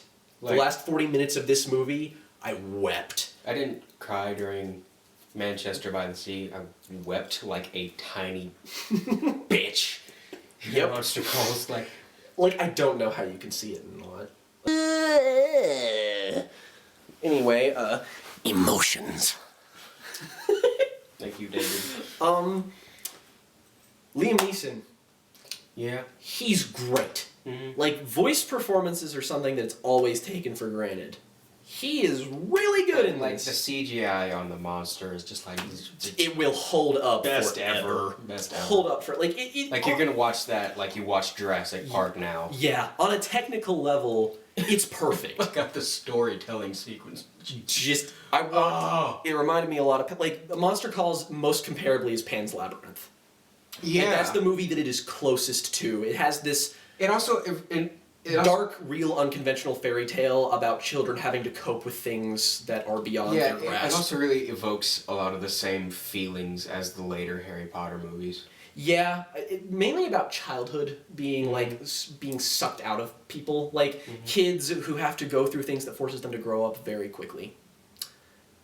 He would be God if the Harry Potter movies were still well, I guess technically they are because of Fantastic Beasts. Get this kid to be in them. Yeah. Also, Sigourney Weaver. Duh. Toby Kebbell shows up. Yeah. He's really good. I really like him. Will he be in like something amazing and actually have a good like substantial role in it so he doesn't I hope. pull another Fant Four stick? No, I like the grandma's my favorite character. Mm-hmm. I feel She has been since I read the book. she is a character that like in other things I feel like would have been handled horribly. Like you would just Yeah. hate her. Whereas in this movie, she's probably the most sympathetic character aside from the main one. Yeah, like there was not. Maybe it's because I read the book and I knew what happened, but there was not a moment where I like disliked her. No, I feel like you can get enough. You can grasp that, like, you know, she's watching her daughter die. That's enough. And she's like yelling at this kid who's going through his same thing, and usually you'd be like, "Fuck you, lady." And you're like, just and he's "What?" just breaking a bunch of her shit, and she's just angry because it's like she doesn't want to have to deal with it. It's like I get the kid, because and that's what you like. God, just that one scene where Felicity Jones tells him to break shit. Oh God, I didn't stop. It just. But it's a movie that made me feel better about my own real life because it uses fiction in a way that's like, it's using the message of the movies that we can use stories and art to move past tragedy. And God, that was something that I needed to see. I needed that. And there's my number 2 has a little bit of that. It just utilizes it in a way that's not as hopeful. It's just way more melancholy and nihilistic and sad. 'Cause that's kind of what we do. Yeah, but it's like it's the counterpiece to that in a way. So yeah, that happened. Fuck you. What's my number 2? dog. Oh, my number. Oh yeah. Speaking of my number. Oh wait, no. Oh now we're doing my number 3. And see, we did Morgan's number 3 and my number 1. Now we're doing my number 3 and his number 1. Well, technically speaking, I still think it's the number 1 of the year. That's Martin Scorsese's Silence. It's the best movie I saw all year, and I actually stand by what I said originally. It's the best movie I've ever seen. I don't say that a lot, by the way. He's seen a lot of movies. I mean, I've been saying that Charlie Kaufman's Synecdoche, New York is the best movie I've ever seen pretty much since I saw it. Like, I just can't put anything on that level. And Silence has the same amount of, like, dramatic gravity that movie has. It's just able to do it in a straightforward way, whereas Charlie Kaufman conveys in ideas in much more, like, esoteric ways. He's like... Charlie Kaufman is like if Kenneth Lonergan decided to be, like, to, like, write all of his movies on acid. Like, if Manchester by the Sea and Anomalisa have a lot in common. Minus the dying part. Synecdoche, New York, and Manchester actually have a lot in common. But Silence, you can just tell that Martin's wanted to make this movie for about 30 years. It shows in every shot. There's not a single one wasted. I have never watched a movie that's disturbed me more thoroughly. Like, like no horror movie has even come close to, like, there are parts of it that are frightening. Like, there's the one scene that I think is the most disturbing isn't even any of the torture scenes. It's the one when Garfield is just broken and it's got that like intense heavy red lighting and you just hear those groans and shrieks and you think that those noises are the sounds that he's hearing. You think he's like hallucinating them and they're like demons. And then they're like, no, those are people. And you're just like, okay. And Green Room was the other movie this year that handled violence this way, is that when people die in this movie, it's horrifyingly violent, but it just happens. It's not dwelled on, it's not dramatic, there's no sound cues. People just die. And it's really scary. Like, when that guy just gets decapitated, I'm just like... It's like,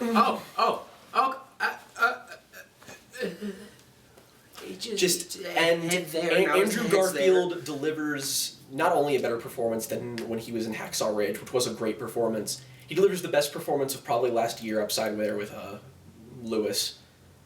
He carries the movie. He's the main character. Mm-hmm. The trailer doesn't really get that across as much. Like, Liam Neeson isn't in the movie much. He's amazing, but he's not in the movie as much. You understand every character in this movie. Even the ones that you should, like, hate. Like the Inquisitor. Mm-hmm. Like, I mean, I hate him, because duh.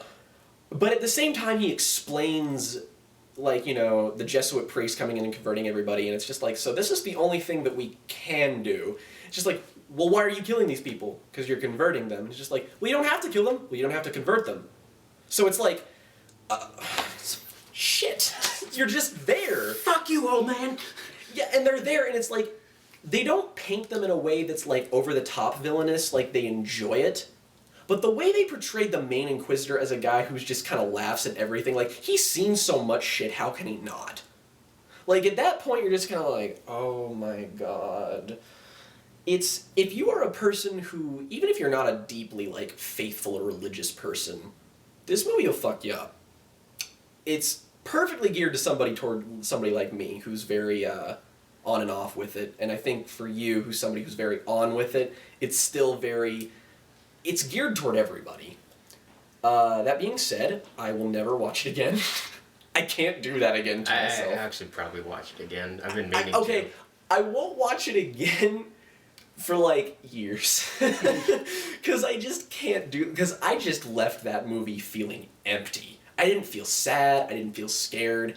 I just felt nothing. And I just went to sleep. I went to work the next day, and I was just like...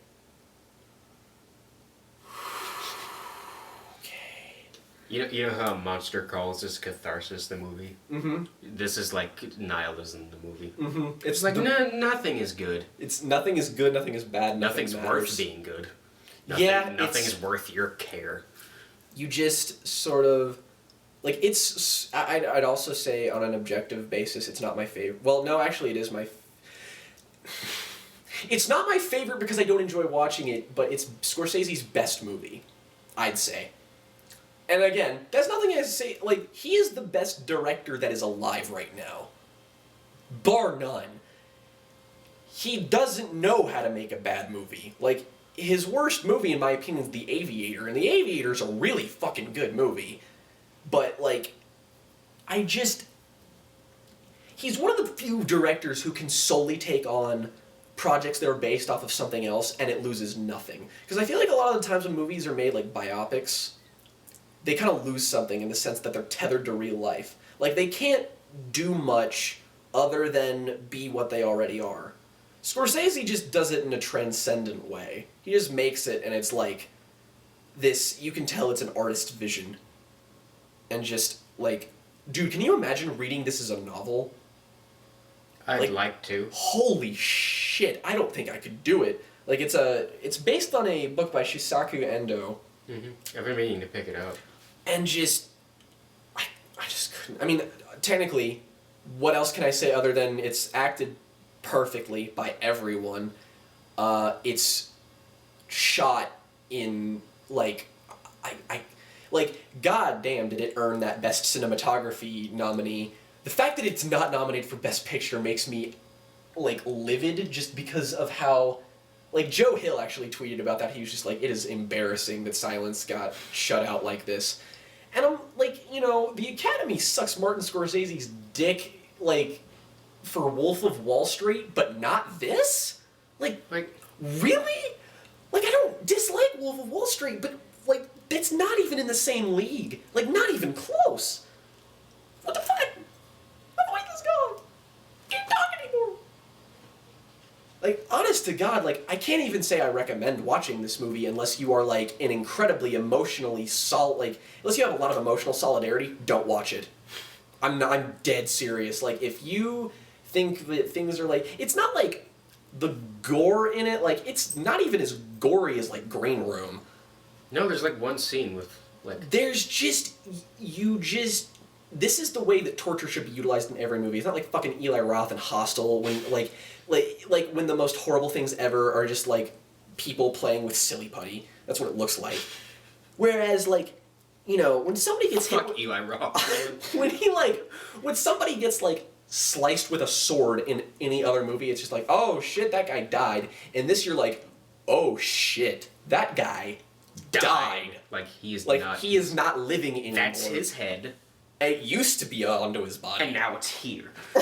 It's like, there are parts of it, like, I actually laughed at a couple of scenes in it because I was out of other things just don't know what else to do. Like, yeah, like, I remember when the guy who kept selling out it was the guy who kept selling... Gochishiro.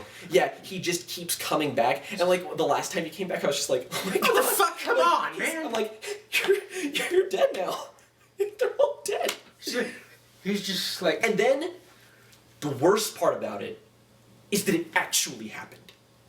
Like, it happened. All of that happened. And you're just like... not literally, because it's historical fiction. Yeah, but it's like, the kind of stuff that makes you disturbed in this movie, all of that happened, like, en masse. It wasn't even just that one time it happened. It happened for years. It's like, oh my god. Like. And I just... Oh god. Like, even thinking about it right now hurts me. I can't. It's so... I just... Like, you know those movies that come out in, like, 1959 or something, and people kind of forget about them for, like, 30 years, and then they have their Renaissance moment. Renaissance moment where a dog comes back and they get, like, a Criterion Collection release. That's that. Actually funny because you were talking about how you needed to watch the Seventh Seal. Seventh Seal. Yeah. This is a movie that's I was very gonna say similar to Seventh Seal. I was gonna say it's like an Ingmar Bergman movie. I was about to compare it to that. It is a lot like a Bergman film, actually. It's like Bergman and that's the funny thing. This does not feel like a Scorsese movie in the traditional sense. Not really. Like, the editing is still fantastic. It's just more slow. Like, that's the main difference here. Is that Silence, it doesn't drag in a bad way, but my God, you feel every minute of it. You want it to be over just so the pain can stop. And that's the highest compliment I can give a movie. I'm not even kidding. Usually, like when I check a watch during a movie, it's a bad sign. Like the pacing's off or something. I was just like, all right, how much longer do I have to sit here and endure this? And it's like, and I think you said like it was the best of the year, but you couldn't put it on your favorites list because it just has no place being there, and I understand that. Like totally. I'll probably watch it again. I don't know. And if it does like get on my favorites list, it'll be like top 2. Yeah, mine's at like 34. It's like, again, if you're squeamish, don't watch it. It's you. Like it had like a budget of like 30 million and it made like 1 million, and I get it. I'm not mad. No, I like, mean, why would you go see it? Yeah, you are subjecting yourself to visual torture. Again, though, the fact that a movie was able to, like, I don't enjoy the process of having that done to me, but I enjoy the fact that something was made that has the potential to do that to me. Like, the fact that something can impact me that way is astounding. And you don't have to, like, and it's not like, it's a movie where all of its layers and themes are just there. You don't have to analyze things and look at, like, you can, and you'll find something. But everything you want to know, it's like To Kill a Mockingbird in that sense. There's not much you need to study about it because it's all there. It's just relayed to you in an intuitive and, like, visual sense, which is what film is all about. It's just the best. It's just the best. It'd be really cool if it's got a Criterion release. Yeah. I feel like it might. It should. Yeah. All Scorsese movies should. Yeah. Except for The Wolf of Wall Street. I don't like that movie. I don't. I love Scorsese. I know it's the point, but that movie's a lot more tasteless than even his other movies that are just The Wolf of Wall Street. Like, Yeah. Goodfellas is the same movie, it's just done with the backdrop of, like, gangster crime, which is why I like it a lot more. Like, The Wolf of Wall Street is tasteless and also just really boring. It's unpleasant. It's like really kinetic and fast, and I get someone being entertained by it because it is funny. It's just not. It's funny, but it's not fun. I just find it so dreadfully boring. Well, it's because Jordan Belfort is a massive douchebag. That's, like, the only... Like, you connect with Henry in Goodfellas because he's not an entire scumbag. Yeah. Like, you get where he's coming from. Like, when you're raised in that environment, it's like, you can understand why he wants to do what he does. It's like, because gangsters at the top of the food chain. Jordan Belfort just does it because he likes money and likes to get laid and likes cocaine. Like... Why are you not dead yet? David Bowie is dead, and you are not. True. It's just, you know, it's just Wolf of Wall Street, you just kind of walk away from it, and you're just like, there's nothing, it's like, great, another douchebag's richer. Like, that being said, I still think it's a really good movie. I don't really have the desire to watch it again. It's good. Yeah. I just kind of hate it. I love that. Okay, well, what about your number 2, which is technically your number... Oh, really? Talk the whole time. I figured you didn't want to say anything about it. Silent. Well... Alright. Just, like... It analyzes, like, Christ figures in a really interesting way as well. Mm-hmm. Because, like, there are people who just kind of put that stuff on themselves. Like the Jesuit priests in real life. Yeah. They kind of did that. Yeah, because they just go in, and I'm like, I will either be these people's savior, or I will be their martyr, or I will be both. And, like, Yeah. that's awesome. And the Japanese, they're telling Andrew Garfield's character this, and they're just like, no. Yeah. Stop it. Uh-oh. You alright? It's oh no! Wine is spilling. Oh, shit! Hold on! I would. I hit the record button. Well, we were talking about silence and then wine spilled, so I think that's our cue to go to the next one. No, I'm not done. Okay. I was just joking for the sake of it. But you were talking about, how the Jesuits painted themselves as messianic figures. Yeah, and they're like, Don't go in there, buddy.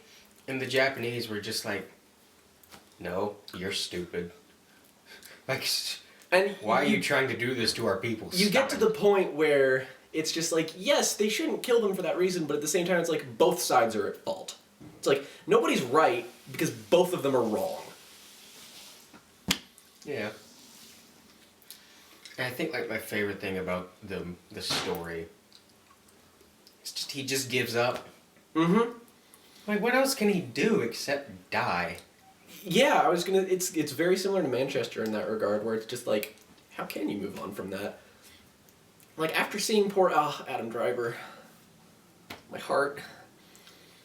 Also, I mean, you're not gonna escape the fact that this movie is Kylo Ren and Spider-Man going to save Qui-Gon Jinn. So that's fun. I could because the movie was that great. Mm-hmm. But like, if you could see one movie this year, see Arrival. If you're like a big cinephile, I'd recommend Silence over Arrival. But only if you were like super into movies. But yeah. And like it just ends with the cross in his hand, and he's just like, that's really reaffirming, you know. You can pull pretty much anything from that too. Mm-hmm. It's just it's a movie that's constructed in a way where you can sort of walk away from it where no matter what your ideology is or what your stance on anything is, you can walk away from it and feel insanely like crappy and nihilistic and shitty, but also kind of affirmed. I felt both. Mm-hmm. Definitely a combo.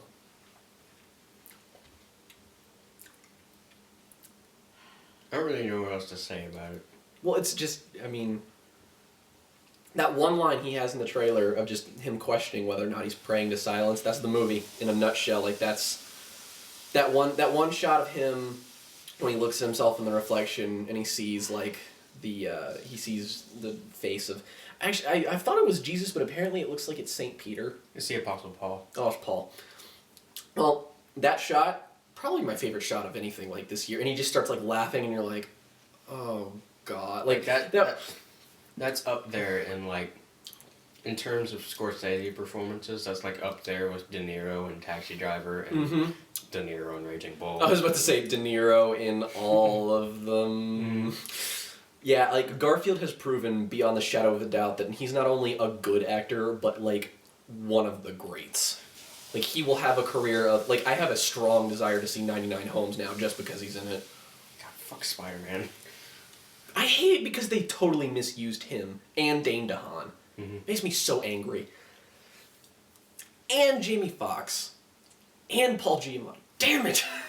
And I don't really know what else I can say about it. It's just It's a movie. Well, I don't know. is the only movie that I've seen in a very, very long time where I've woken up the next morning and the first thing I think about is that movie. Yeah, that's a good. Yeah, where I just kind of wake up and I'm like, nothing really matters to me. Everything is terrible. There's when actually Brad and his friend they did the midnight screenings for Silence when they were talking about it, and they were in the theater. And his friend heard someone, like, as soon as Andrew Garfield just started laughing when he looked at himself in the reflection, the guy just goes, oh, fuck, what now? And then it's right, like, the guys just pop up to capture him, and then you just have this feeling of, like, oh, no. You know, I saw the trailer for it and, like, We both lost our shit at that trailer. yeah, like, the trailer itself is even, like, a work of art. Mm-hmm. Because, like, you see it and you're just like... And after the movie, Like, it's even- only better. And even if you didn't, like, know that Scorsese was directing it, that, like, it's still, like, just, yeah, I'm seeing that. That's just happening. It's so very well put together in tune with, like, the music and the shot composition is so great. And they don't even use, like, all of the best shots of the movie, which normally trailers do. I got nothing, man. Just Yeah. wears you out. Don't watch it. Don't watch. It's the best movie ever. Don't watch it. Literally what I just said. Yeah. So, The only thing that's left for me to talk about is La La Land. that's a lot more affirming to talk about. Yeah. I mean, I guess it's kind of my favorite of the year. Just because it's the only thing that... It's the only thing in... You enjoyed it the most. Yeah. Because, like, you know, I can say I appreciated Silence the most. I can't say I enjoyed a single second of it. It's like, do you enjoy actually, like, watching yourself be crucified? I mean, like... yeah, I mean... Just everything about La La Land is perfect. Yeah. Everything. Yeah. Especially I mean- the stone. Yeah. Girl. Please. Please. Academy. Real talk. Real talk. I'm gonna give her that award, or I will burn you down. Look in my eyes. Do you see a trace of humor, of mirth, of just like the slight possibility that I won't? Do it. See, since she didn't win for Birdman, I'm right there with you. Yeah. And see, that's a good way. You said this beforehand. You said, like, we feel pretty much the same way about both of those movies in the sense that we both appreciate them for, like, all of the same reasons. It's just that personally, La La Land did for you what Birdman did for me. And just reaffirmed your love of cinema. And like it comes down for me for all of my favorite movies. it comes down the very last thing that will make me like push it over the edge is the music. I mean, it's good. Because like the Really music good. is like better than any movie musical ever. I would agree. I don't think there's It's a like- single. It's the same thing with my favorite movie of all time, Mysterious Skin. I downloaded that soundtrack the other day. That's my favorite movie like score. Like I can just Oh, it's be, so good. I can just be like, yeah, this movie's really great, so it might eventually overtake Mysterious Skin for my favorite movie spot. Like it really connected with me, and it did a lot for me, and it's really great, and I think it might take that spot. And then I just listened to something from the Mysterious Skin soundtrack. Snowfall. And I'm just like, or anything. I know, but like that one track though, I think Snowfall just like I'm in that scene in Mysterious Skin when I listen to that track. I'm just like I know exactly the part of the movie. I know what they're talking about. I remember the lines, and I'm just there. We really like that movie. Go see it. Yeah. No one else did. It's like I can just listen to that. I can hit shuffle on that album, and Mm-hmm. anything comes up, and I'm like, yeah, that's why. It's atmospheric. Nothing's gonna gold. take that. Nothing will take the number one spot. It's like the same thing with La La Land. It's the standard Yeah. to which you can compare all things. That's for me. That's like Birdman. Like technically speaking, like I would compare all, even structurally, I just compare all movies to Birdman now. It's not even my favorite movie, but it's just like it's close. It's like- very close. If you really think about it, we go to the movies to get distracted and have fun. Mm-hmm. And if you think about it like that, La La Land is the best movie of the year, far and away. Yeah, I'll 'Cause say you that. just go there and you get lost and you love it and you just love being in that world even when it's sad. And then you go back and you draw the parallels to real life after you've seen it and you think about it more. But while you're in the movie watching it, I'm just like, I just love being here. I remember I was sitting in the theater watching it. Which you saw in New York, by the Mhm. way. Which, God, I'm jealous. Yeah. And it's like, I was sitting there and I was watching it. And it was just some part where Emma Stone and Ryan Gosling, it was in her bedroom. Mhm. And they were talking about her play. And just the way it was filmed, the way it was written, the way they delivered their lines, I just started crying because I loved being there. I know that- what you feel. You that- just want to feel what you are feeling while watching that till the end of time. Yeah, I'm just like... Because alive I right actually now. agree with you in the sense that it's the most enjoyment I've had with a movie all year, because all of the movies that supersede La La Land, actually no, Your Name is the most enjoyable time I've had of the year. That being said though, all of my other favorite movies from this year, except for that one, are all about pain, sadness, and misery. Like, all of them. Even The Handmaiden, which at the end of the day is a very optimistic film, surprisingly, you have to wade through a lot of shit to get there. Like, La La Land is just... It's so deceptively simple. But, like, again, the end just... Like, if I was ever gonna make a musical, I'd end it like that. Or just a story. I would end it like that. Yeah, and just like the last montage is just like the best thing I've seen in cinema ever. I can't. Like Damien Chazelle is just such a... He makes the best edited movies now. He makes the best endings for movies ever. Yeah, I just, like, the ending in La La Land, just like that one montage we're talking about, you know what it is when you're watching it. You know completely, but you are just hanging onto the slight possibility that it's something else. You just really desperately want it to be, and then it ends and you're just like, that's life. But But in a good way. it's sad because they didn't get together. But it's also not because they love what they're doing. Yes, they're both happy people. She's a famous actress. She goes into the coffee shop where she used to work and orders a latte, and people look at her like, She's I the wanna best be looking you. thing ever. Yeah. And she's married and she has a kid and it's great. And She Seba- obviously loves her husband and her kid. yeah. And Sebastian has his jazz club and he just plays jazz every night and people come and watch it and love it and they're just living perfectly just without each other. I think what really hit the movie for me is the moment when they were talking to each other right after the audition, or it's after like all of that happens, and they're on that bench, and then they're just both like, "I'm always gonna love you," and I was just like, oh no, like I just welled up. It was so genuine and beautiful. It's some of the last shots in the movie.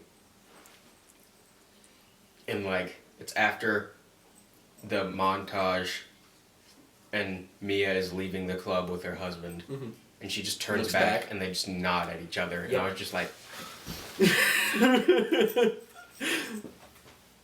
See, I think if I could solidify like what like made Willem Dafoe, if I could solidify like the exact moment that I think the movie really connected with me, all of them, but oh god, I remembered it, now I forgot, son of a bitch. It's really, actually, it's when that shot happens. It's the second time you see the shot of him walking to her in the club, and they actually kiss, and then the montage starts. Mhm. That moment right there, I was just like, I forgot everything else in the entire world existed. I was just there, and I was just like, this is the greatest thing I've ever seen in my life, dude.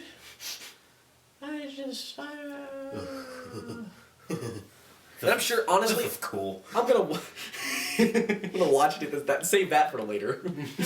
We're just like, I'm gonna watch that again, and it's gonna move up on my favorites list. Like, I think everything else, with the exception of like that, Your Name, and potentially the only movie I haven't talked about yet, which, spoiler, is Nocturnal Animals. Those are the only 3 movies that I see having potential to move up on my list. La La Land is probably gonna move up the most, but I have to build more of a relationship with them. But yeah, I just, yeah. Like, it has that message of like, follow your dreams. And it delivers it in the best way I've... Not even in the most realistic. Not even in the most realistic. Not even in the best way I've ever seen. Just in the best way ever. Yeah, I'll agree to that. It uses, even when it might embellish, it does it in just the right way that makes it fit. And it does it in like just the right amount, too. Agreed. All that I can say is just, if you like movies, you will like the movie. If you like art, you'll watch it, and it's just fun. It's it's like it just keeps moving and going and going, and you're with it every second. it feels like you are just witnessing something that you were just happy to be alive for. And that's like the That first is the first sequence just does that. Yeah. It's great at showing you just like, this is what this is. Enjoyment. Like, I got through the first sequence and I'm like, alright, I'm hooked. And then they did the Someone in the Crowd sequence with Emma Stone and all the hot chicks and the dresses and whatnot. Like, what I wouldn't give to live in that house. Just 4 hot women and one of them's British. Like, And one of them's Emma Stone. yeah. Yes. Just... I'm just like, this is gonna be the best thing I've And it ever was. seen. And it did not let me down for a second. Yeah. See, even with like Mysterious Skin, like, you didn't really have any expectations beyond my recommendation that you watch it. Mhm. And you just kind of went into that and you were just like, Well, here we are. I'm gay.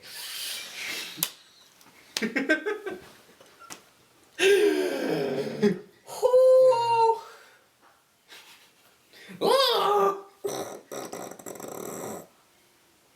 I'm sorry. We shouldn't upload this.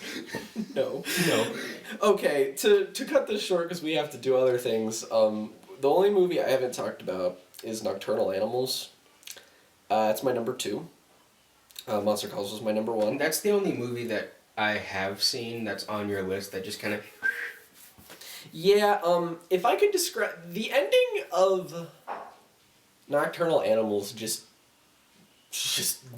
took a wrecking ball to my entire being, because as a writer, I feel like, or even just as an artist in general, as a writer especially, connecting with that movie is really easy. Like, when you look at Nocturnal Animals on the surface, it's like, it's a David Fincher-esque crime thriller that has a story within a story that stars Jake Gyllenhaal, Amy Adams, Michael Shannon, and Aaron Taylor Johnson. Like perfect. That's everything I like. You just made a cocktail of all the things that Jake loves in movies.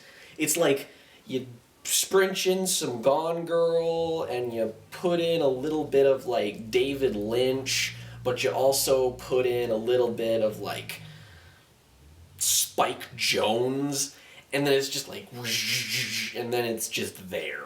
Like this movie, Nocturnal Animals, for as much as I just kind of don't really get it, it's like if Charlie Kaufman just got really fucked up. Oh my god. It's if Charlie Kaufman was like, I'm finally gonna write a movie that's about crime, that's not Confessions of a Dangerous Mind.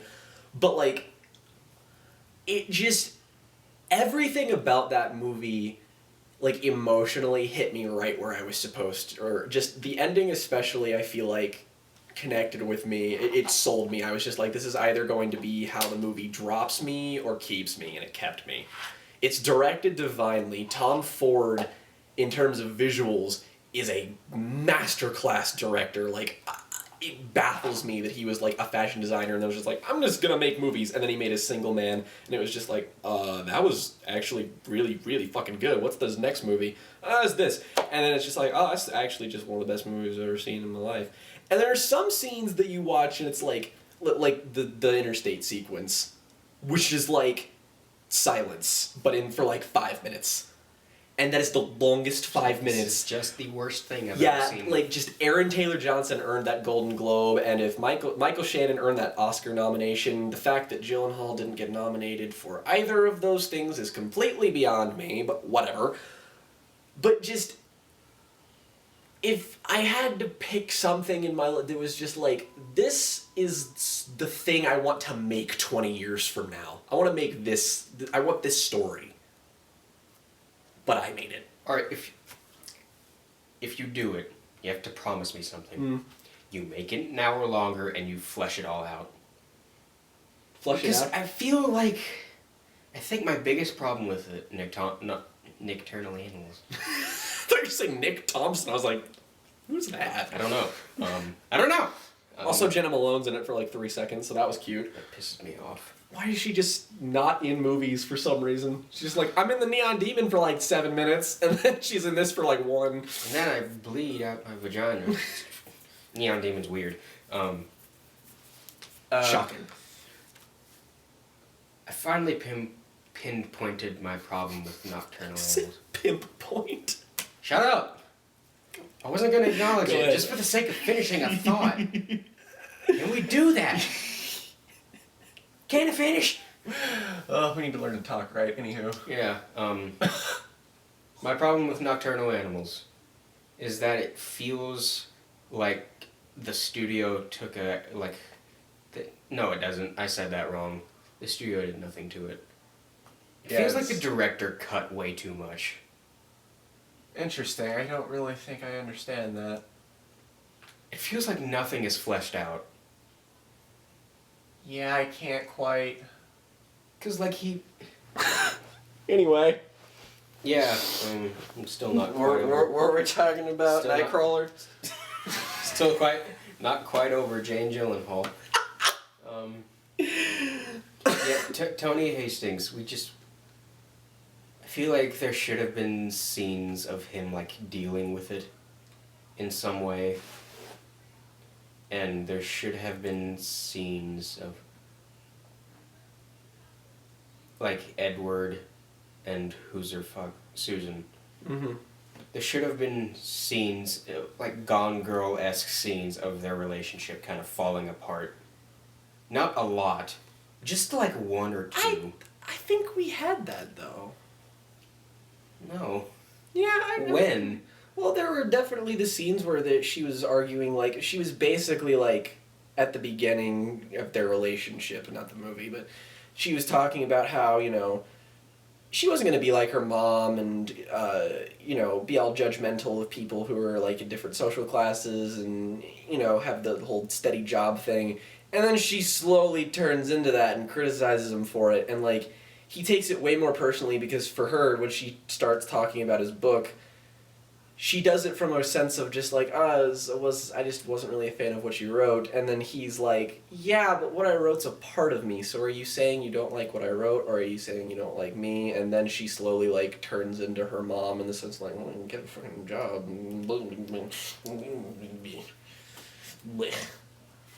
don't know But that was why. like one scene. Yeah, but I think that's all I needed. I needed more. I did not. I didn't care. Like that's the thing about this movie is like the only thing I care about was a fictional story. I agree that I definitely. don't give a shit about Susan or Edward or like I don't care. I don't even know why that was part of the movie. Yeah, that's you lost me there. I cared. I thought the fictional story was where like the true strides of the movie were hit, but the framing device was where it all like came together for me instead of. I just needed more for it to come together. I mean, I like, get just- it, but I just don't agree.